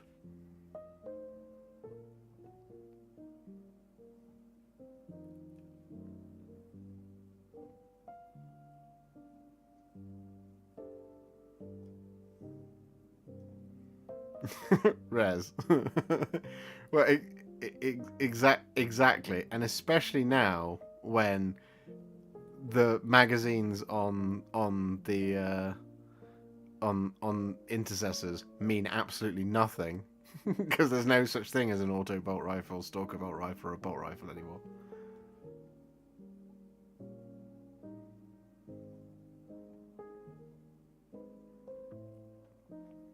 I'm curious, Colonel, how often do you swap them? Because the weapons are all the same, aren't they?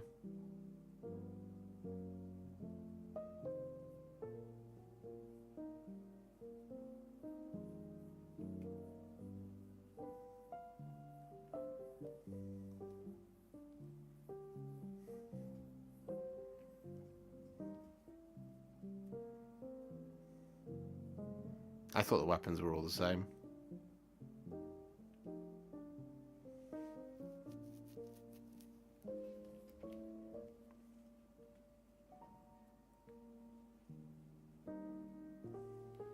Also, for me, the thing around drilling barrels, I'm more accurate with a paintbrush than I am with a drill.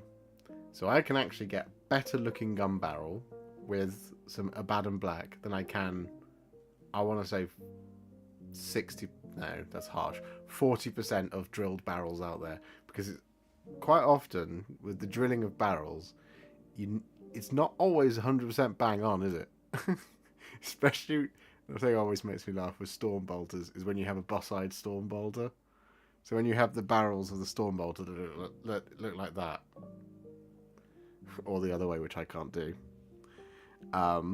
Whereas with a brush, I can do that. I can do it in 10 seconds. So for me, doing it with a paintbrush, much, much quicker than drilling out the barrel. Which I would have to have done back at the building stage, during a stage of which I don't like doing with my hobby. I don't like building miniatures. So extending the amount of time I'm spending in the build phase isn't something that I'm going to ever choose to do voluntary. Same for priming, same for basing.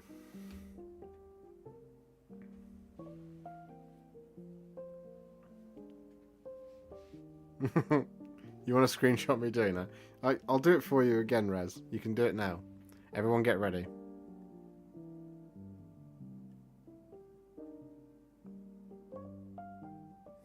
There you go.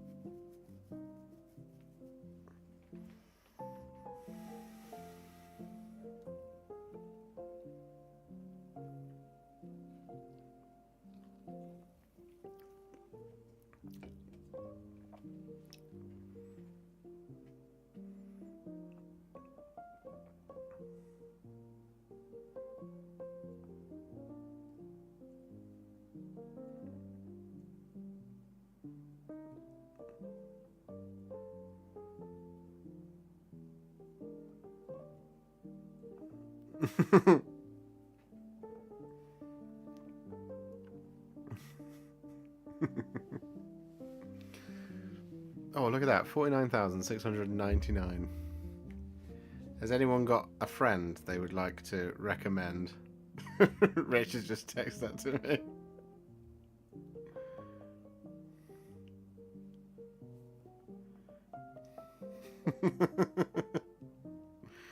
Look at that guy.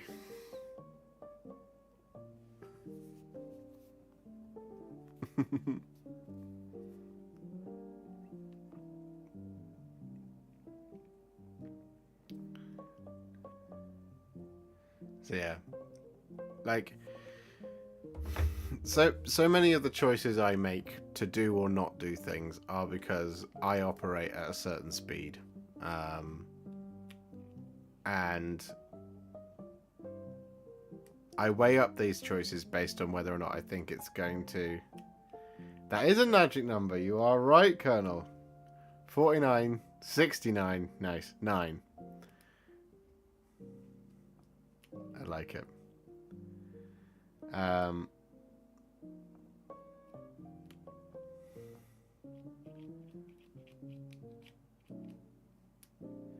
The other question as well I always have, and it doesn't come up so much anymore.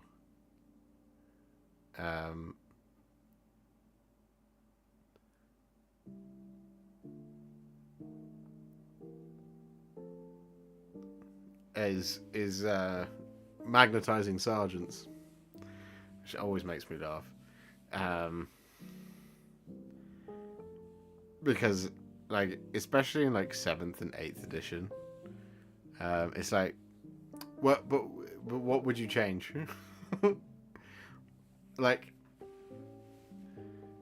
take a. It's particularly with Space Marines, right? But take a unit of intercessors. Are chainswords really going to become so meta that you would give up the bolt rifle on the sergeant to put a chainsword on? Like, if a chainsword suddenly became AP minus 10, damage 12, then yeah, absolutely you would. But but they never did. So I remember talking to somebody who was like, oh, I'm going to magnetize bolt rifles and chainsaw on the sergeant. And I was like, just don't. Because that's never going. It's never going to change. The meta's never going to change so much that's a good idea.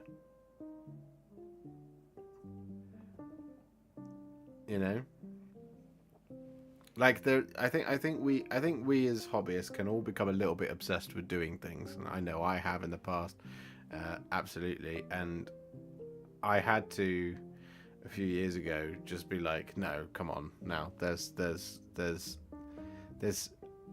things here that you don't need to do. You absolutely don't need to do them. And I always look for those opportunities.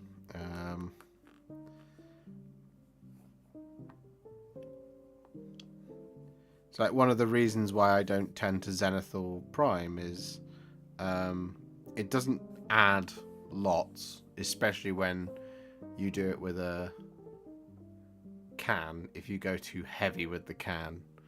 And also it adds a pile of extra time only for the underside of the armpit to look more shadowed, which isn't something that I want from my model. Personally, I know it can really work, and it can look really, really good. That's why, like, Zenithal priming can look really effective when you're able to be really targeted and smooth with it by using an airbrush. So that then gives me the question of, if I want to Zenithal prime effectively in a really nice way, am I going to inflict that on everyone else? So if I go, hey everybody, it's the Warhipster here, coming at you with another Contrast Plus painting tutorial, and today we are painting the magnificent, the wonderful, the gorgeous Ionis Cryptborn. So we're going to jump in and start painting it. What I've done here is I've primed this with Chaos Black spray, and then I've used an airbrush to apply Vallejo Arctic White to the upper areas of the model, here, here, here, and here, so that we can get a nice zenithal prime going on. And so now we're going to jump in and start painting it. A bunch of people will go, nope, I'm out. See ya.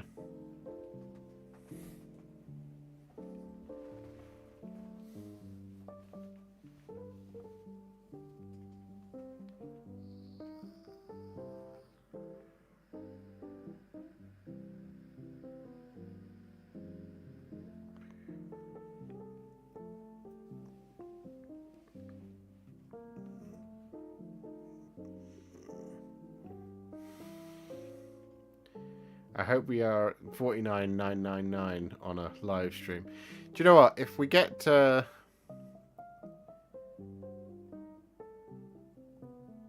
if we pick up 298 subscribers in the next couple of days, I will go live. I don't anticipate that we will. I suspect it will happen the week after next.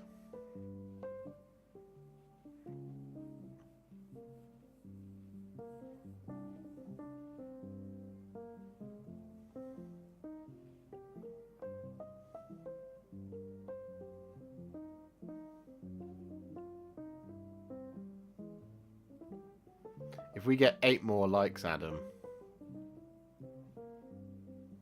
we get the nice number. And if we get 18 new members, that would be 69 new members.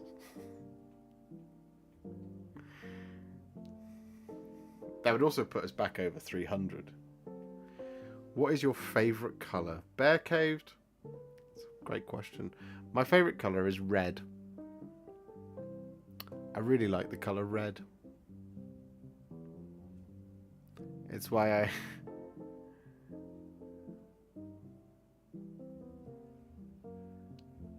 Oh, do you mean what is my favourite paint?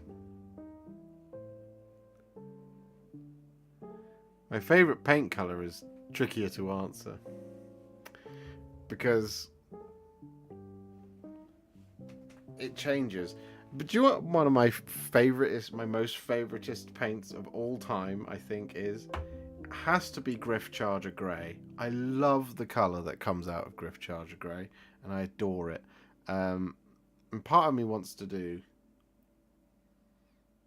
an army that is predominantly Griffcharger Grey, and I might look at doing that for something else.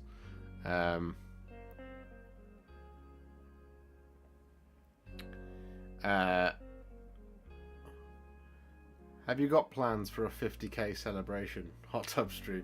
No. My plan is to get the Warhound Titan and get that done.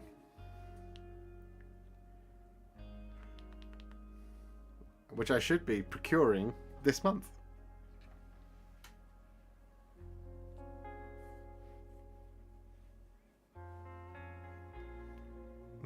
Yes, Colonel.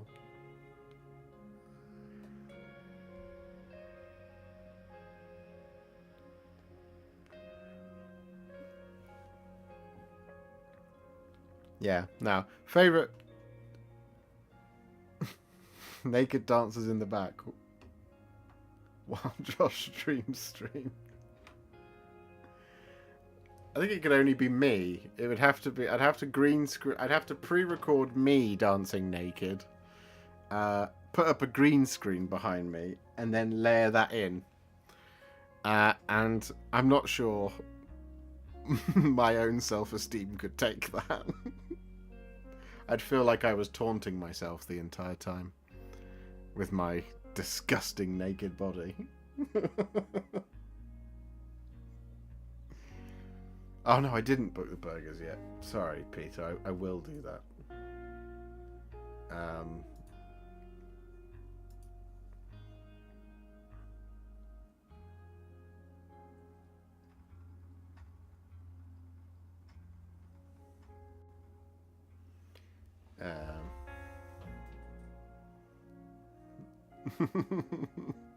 Get some dancers.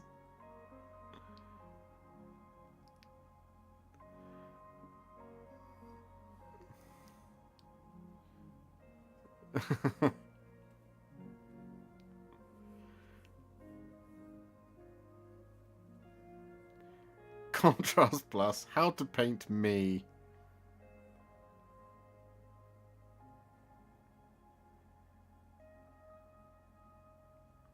Ayo. For 50k, I reckon you should get Alice to do a live stream. Alice, are you watching? Do you want to do my 50k live stream? I'll sit downstairs and play Lords of the Fallen or something.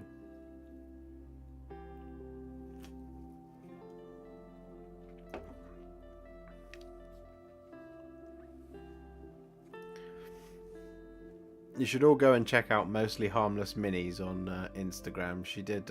She's done her Lady Hollander finally. I'm very proud of her for getting it done because that was not easy.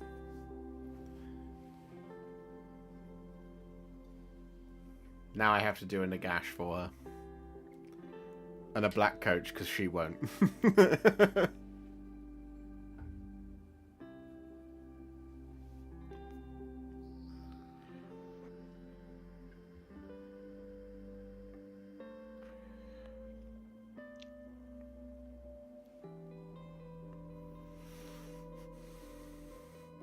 Have you seen the new Spider-Man game? I have, Conic Melter. I finished it yesterday. So one of the main benefits of being sick as a dog was that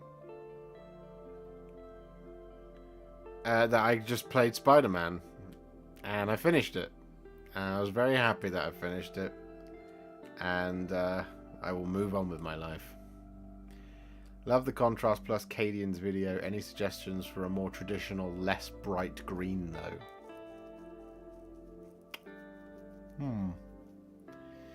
Yeah, I mean, you could go for... What do I do in my Cadians?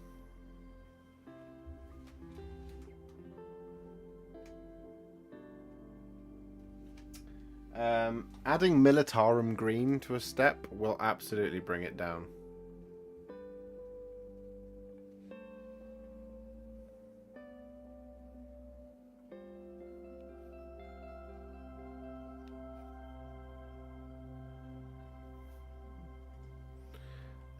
I can't remember what I did for the Cadians, though. My brain is not working. Hang on. To the YouTube!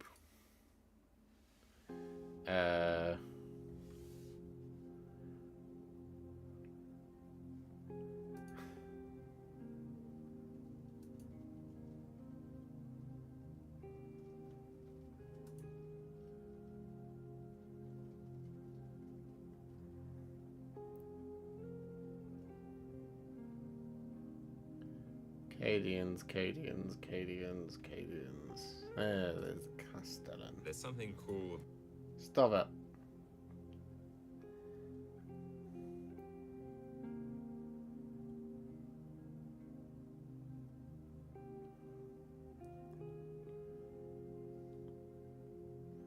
Sorry, I'm just watching adverts. 1 second.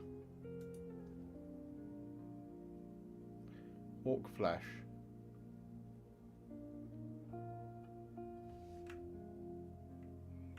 Is it just orc flesh that I do on the green?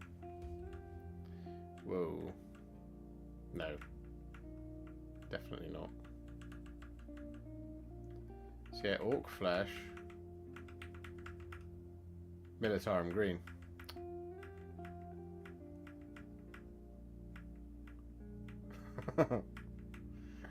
I'm looking at the Castellan video. So yeah, I think if you change the orc flesh to Creed camo, you'll get it.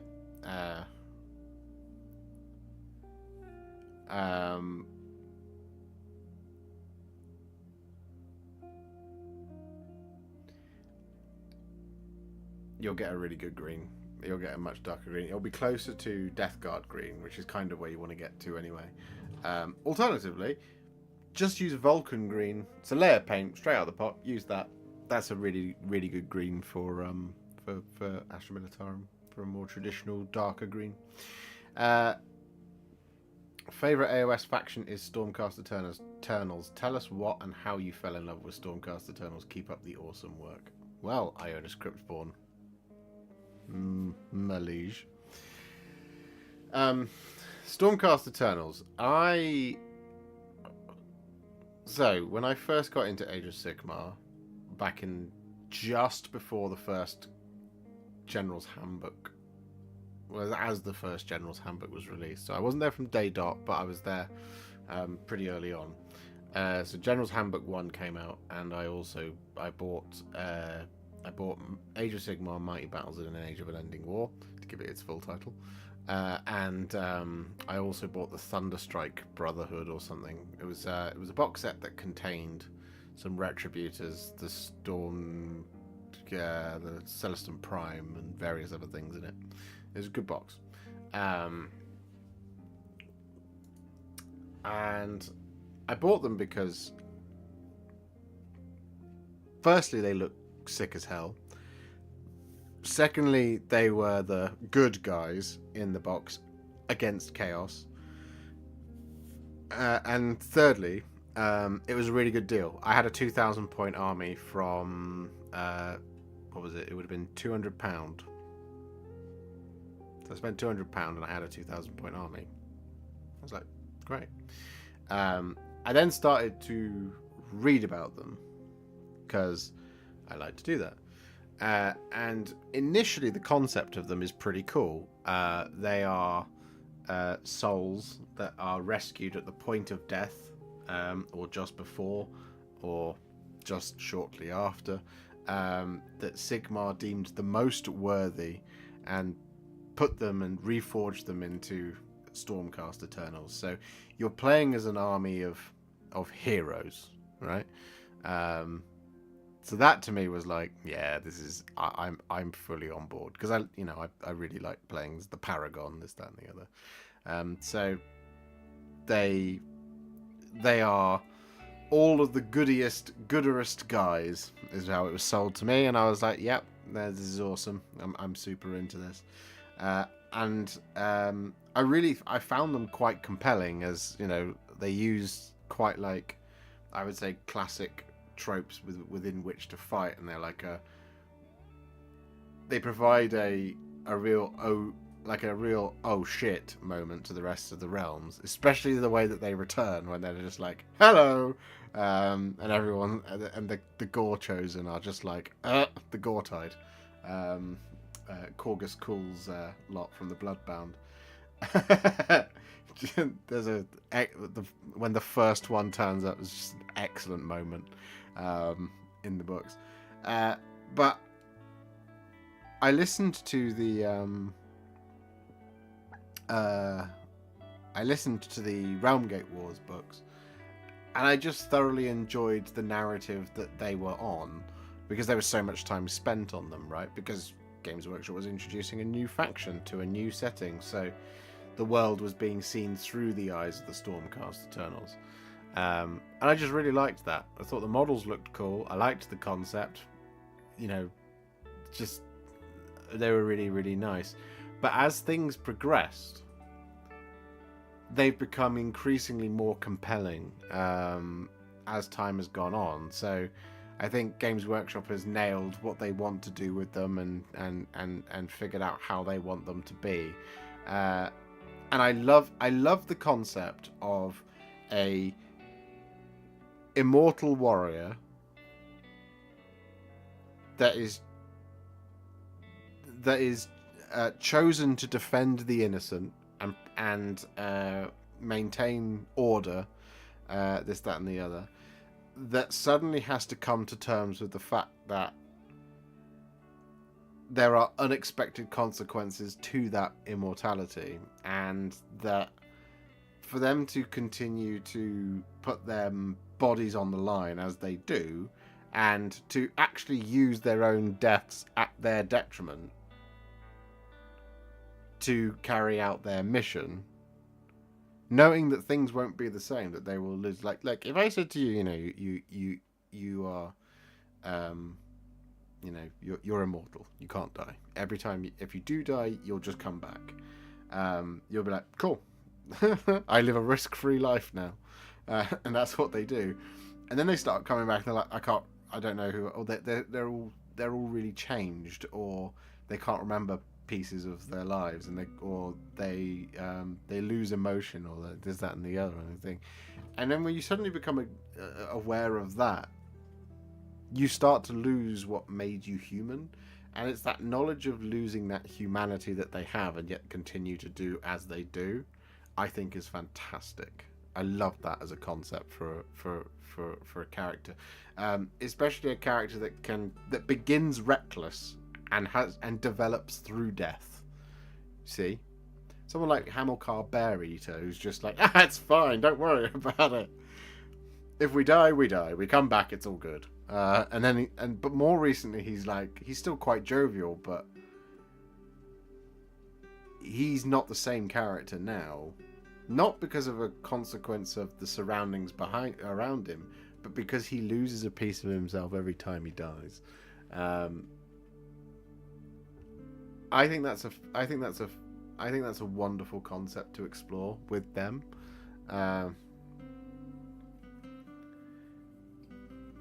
I think there's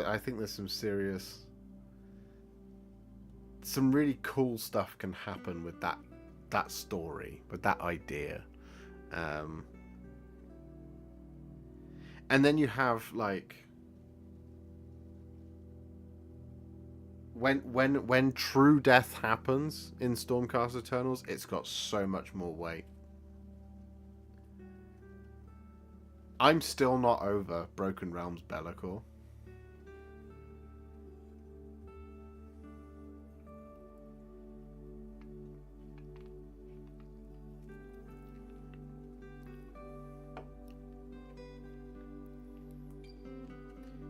Because it means like one of the issues everybody has with, not everybody, one of the issues I have with Warhammer 40,000 is people are alive that just absolutely shouldn't be. There is no churn in Warhammer 40,000. How are all the chapter masters still going?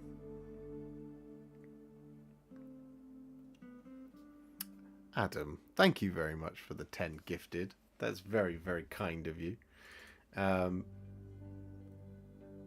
That puts us back over the 300 mark. Love it. So like, what you have is you have Space Marine characters that can never die because they have models or they're too popular, so they don't die. In Stormcast Eternal Land, you have characters that die all the time, but because they die, they are progressively becoming completely different people. Vandus Hammerhand, who was the star of the show for the first season, the first edition, is now completely insane. And you'll have to read the new Dawnbringers book to find out more about him. But Vandus Hammerhand is a completely different person now because of how many times he's died in Sigmar's service. He's a completely different character now. So there's actual character development for him there that is not of his choice, aside from the choices of him to give up or to sacrifice himself. Because a number of his deaths have been a case of, do you know what, Sigmar, thunder me, or lightning bolt me. Which have always been, they are spectacular deaths.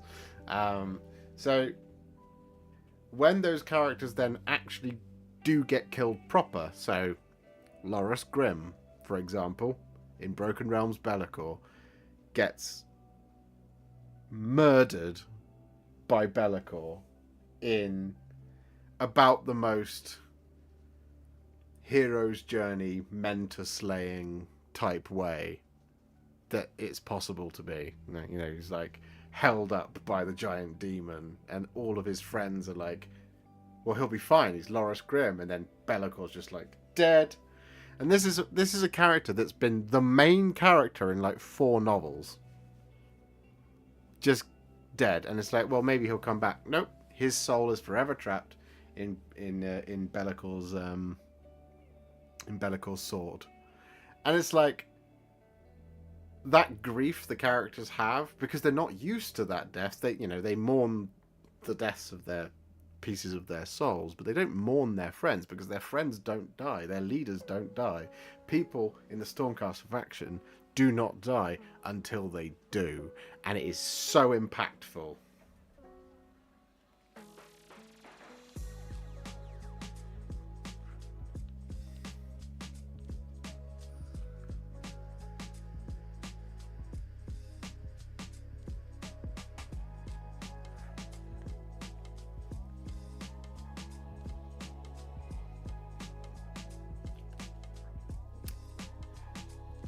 Just one of the many reasons why I love Stormcast Eternals.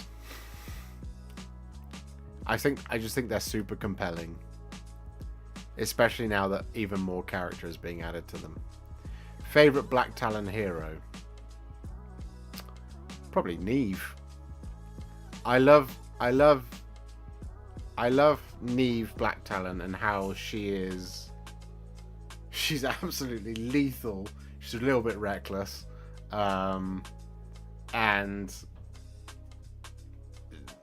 But also just an absolute badass.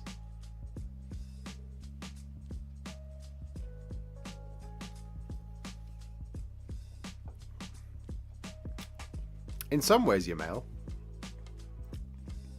In some ways, yeah.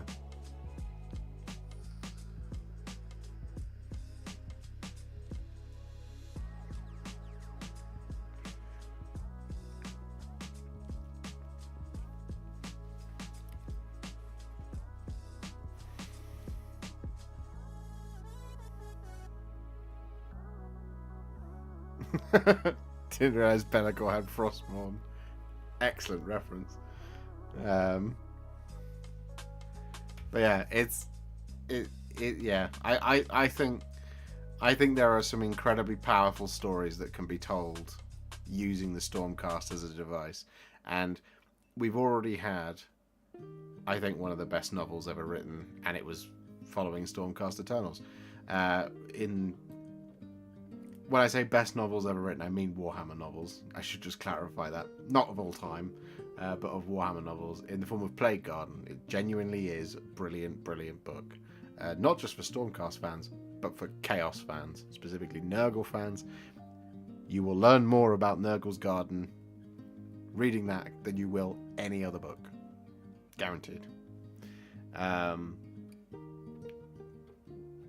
yeah, they are truly a spectacular faction.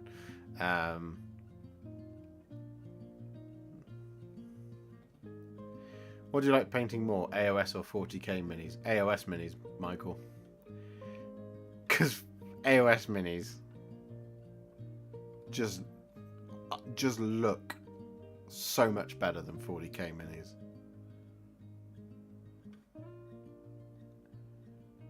I mean,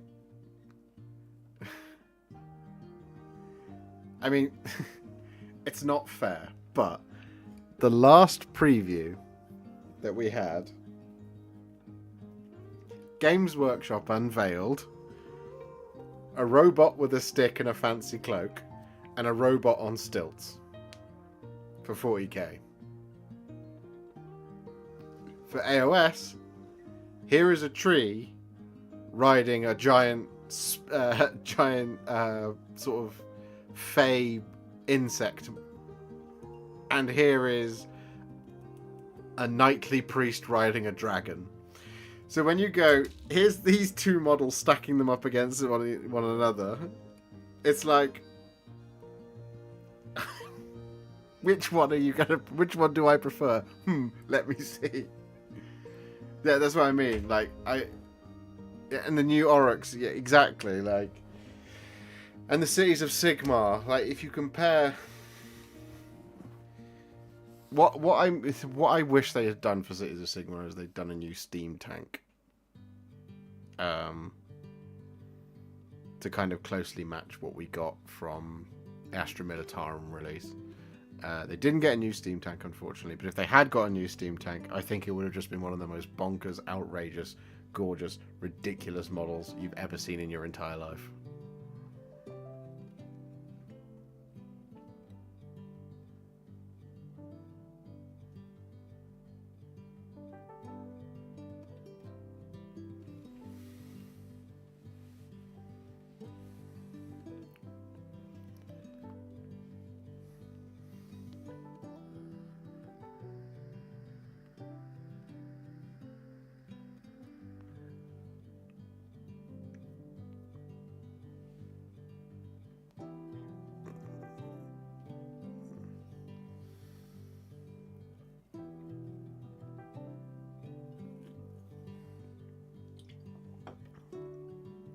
That's why I corrected myself, Adam.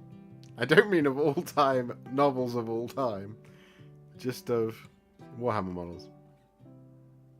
I think Ionis is the best Stormcast Eternals model so far. It's definitely close. It's a very, very, very nice model. For me, really love the Black Talons. Really, really like them.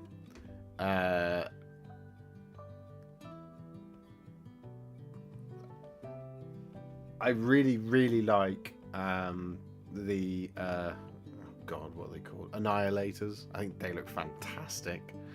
I think Evocators on Dracolines are a very, very pretty model. They've not quite nailed it with Cavalry yet, the Stormcast, because the Dracoffs are a bit pot-bellied and pudgy. Like they look a bit silly at this point. And the Paladors are really dynamic and very cool, but they're still not quite there. The Dracolines are very close, and the Stormdrake Guard are lovely.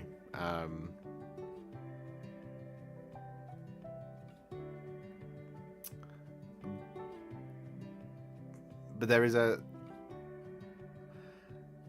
I like the idea of combining like the dynamism of the Paladors with like a more heavier set beast, and they're like the Chaos Knights in many ways. They've got lances and shields.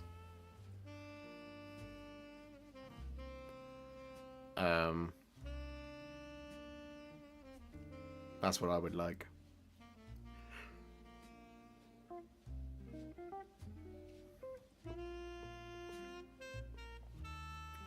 I'd also really like some proper scouts, because like the Vanguard stuff is okay, but they're all still pretty much wearing full plate armor. I would like something that's a little bit more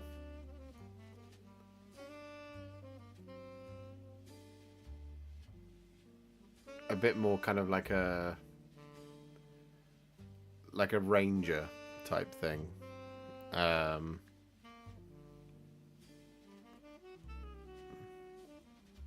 I would like that very much.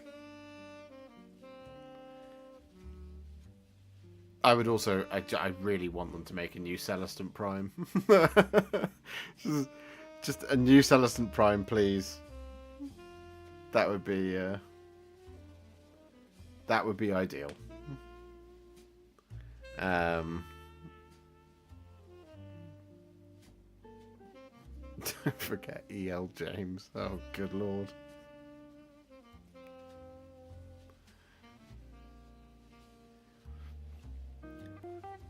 Did you know that if we got 8 more members, we would have 69 new members? Nice.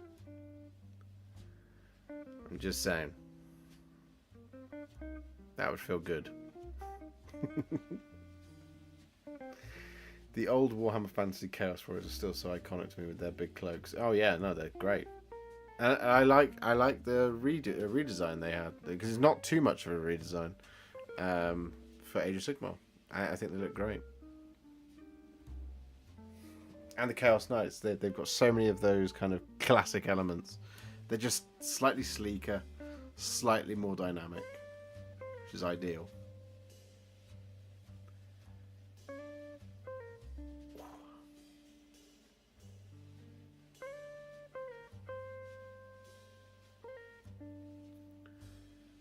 Bear. Will you play the new game Realm of Ruins? I'd like to, yeah. I'd like to do it on stream as well. That or I'll film it in segments. I haven't decided yet. But I think I will. When does it come out?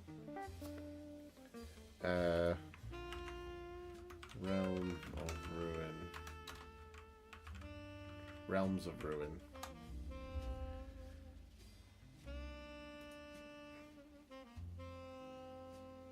17th of November, 16 days.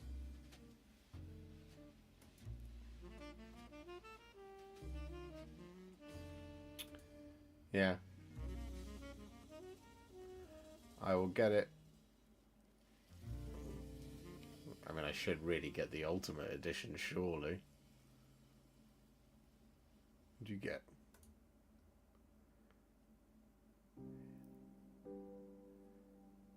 And get new DLC. 3 days early? Oh, wow. Yeah, okay. I'll probably do it. Peter! Thank you so much.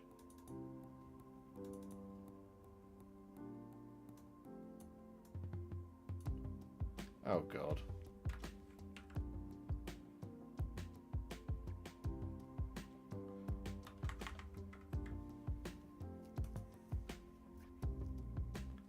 There we go. That's what we like to see. 66. Now, if we just get 600 more, we'll have the number of the beast. And I will be very, very happy.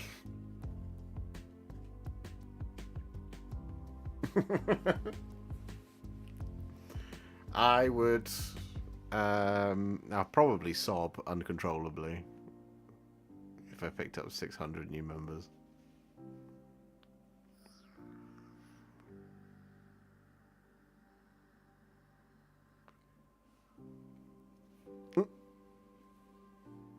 Also because, you know, my soul is now forfeit.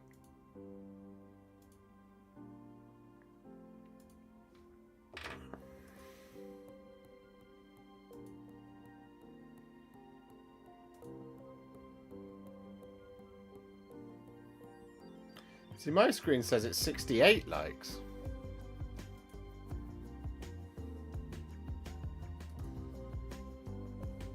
Now it says 69 likes. Nice. These are the numbers that we like to see.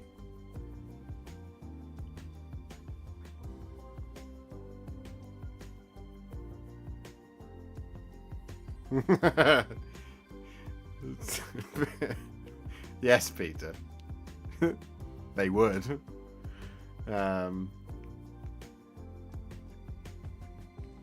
Still not happy about the new Cities of Sigmar army. But you have an AUS army now that's going to be top of the meta. I don't know if they'll be top of the meta. That, like I said, there is some absolutely bonkers stuff you can do in that book. They're really cool. Really, really awesome.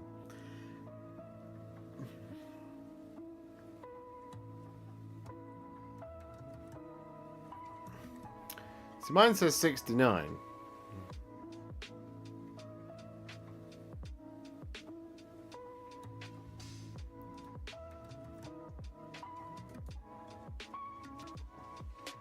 Oh, it says 70 now.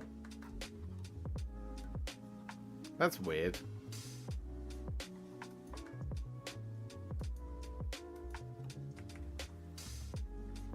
YouTube being strange. YouTube is strange.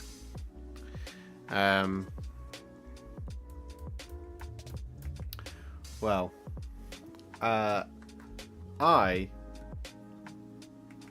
think it's probably time to conclude this evening's festivities. Happy 1st of November, everybody.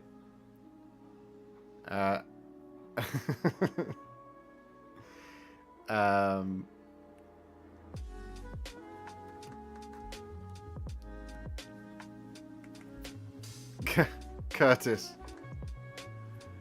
I'm sorry, man. I've been a little bit preoccupied.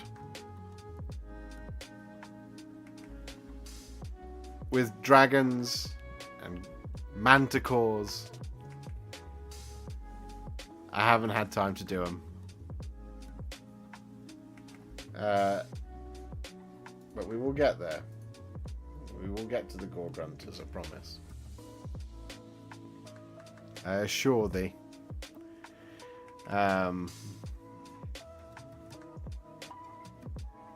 They must be in stock now. Simply must be. I'm sorry, guys. I'm sorry. The problem is, buddy, if on the weekend that Ionis Cryptborn and all that stuff comes out, and I've got my sprue review video to do, if on that weekend I go, how to paint gore grunters, it will have 2 views, one from you and one from me. So I can make it up to you with Ionis Cryptborn. There you go, Curtis. That video will be coming out in a matter of days. Thank you. So yes, it is time for me to conclude matters. Thank you so much for hanging out with me tonight, guys. I really appreciate it. I'm feeling a little bit better having spoken to all of you and having spent the evening wrapped up in my lovely dressing gown. So yeah, I'm going to head off now. Thank you so much for watching. Here is my waving hand. I'm going to start waving goodbye. Love you all very much. Thank you, thank you. And I will see you all very soon for another painting video tomorrow and another live stream next week. Unless we are rapidly approaching 50,000 before then. In which case we might stream this weekend or something. I don't know. Anyway, catch you later, guys. Bye-bye. Bye for now. Bye, bye, bye. Bye, bye, bye. Bye.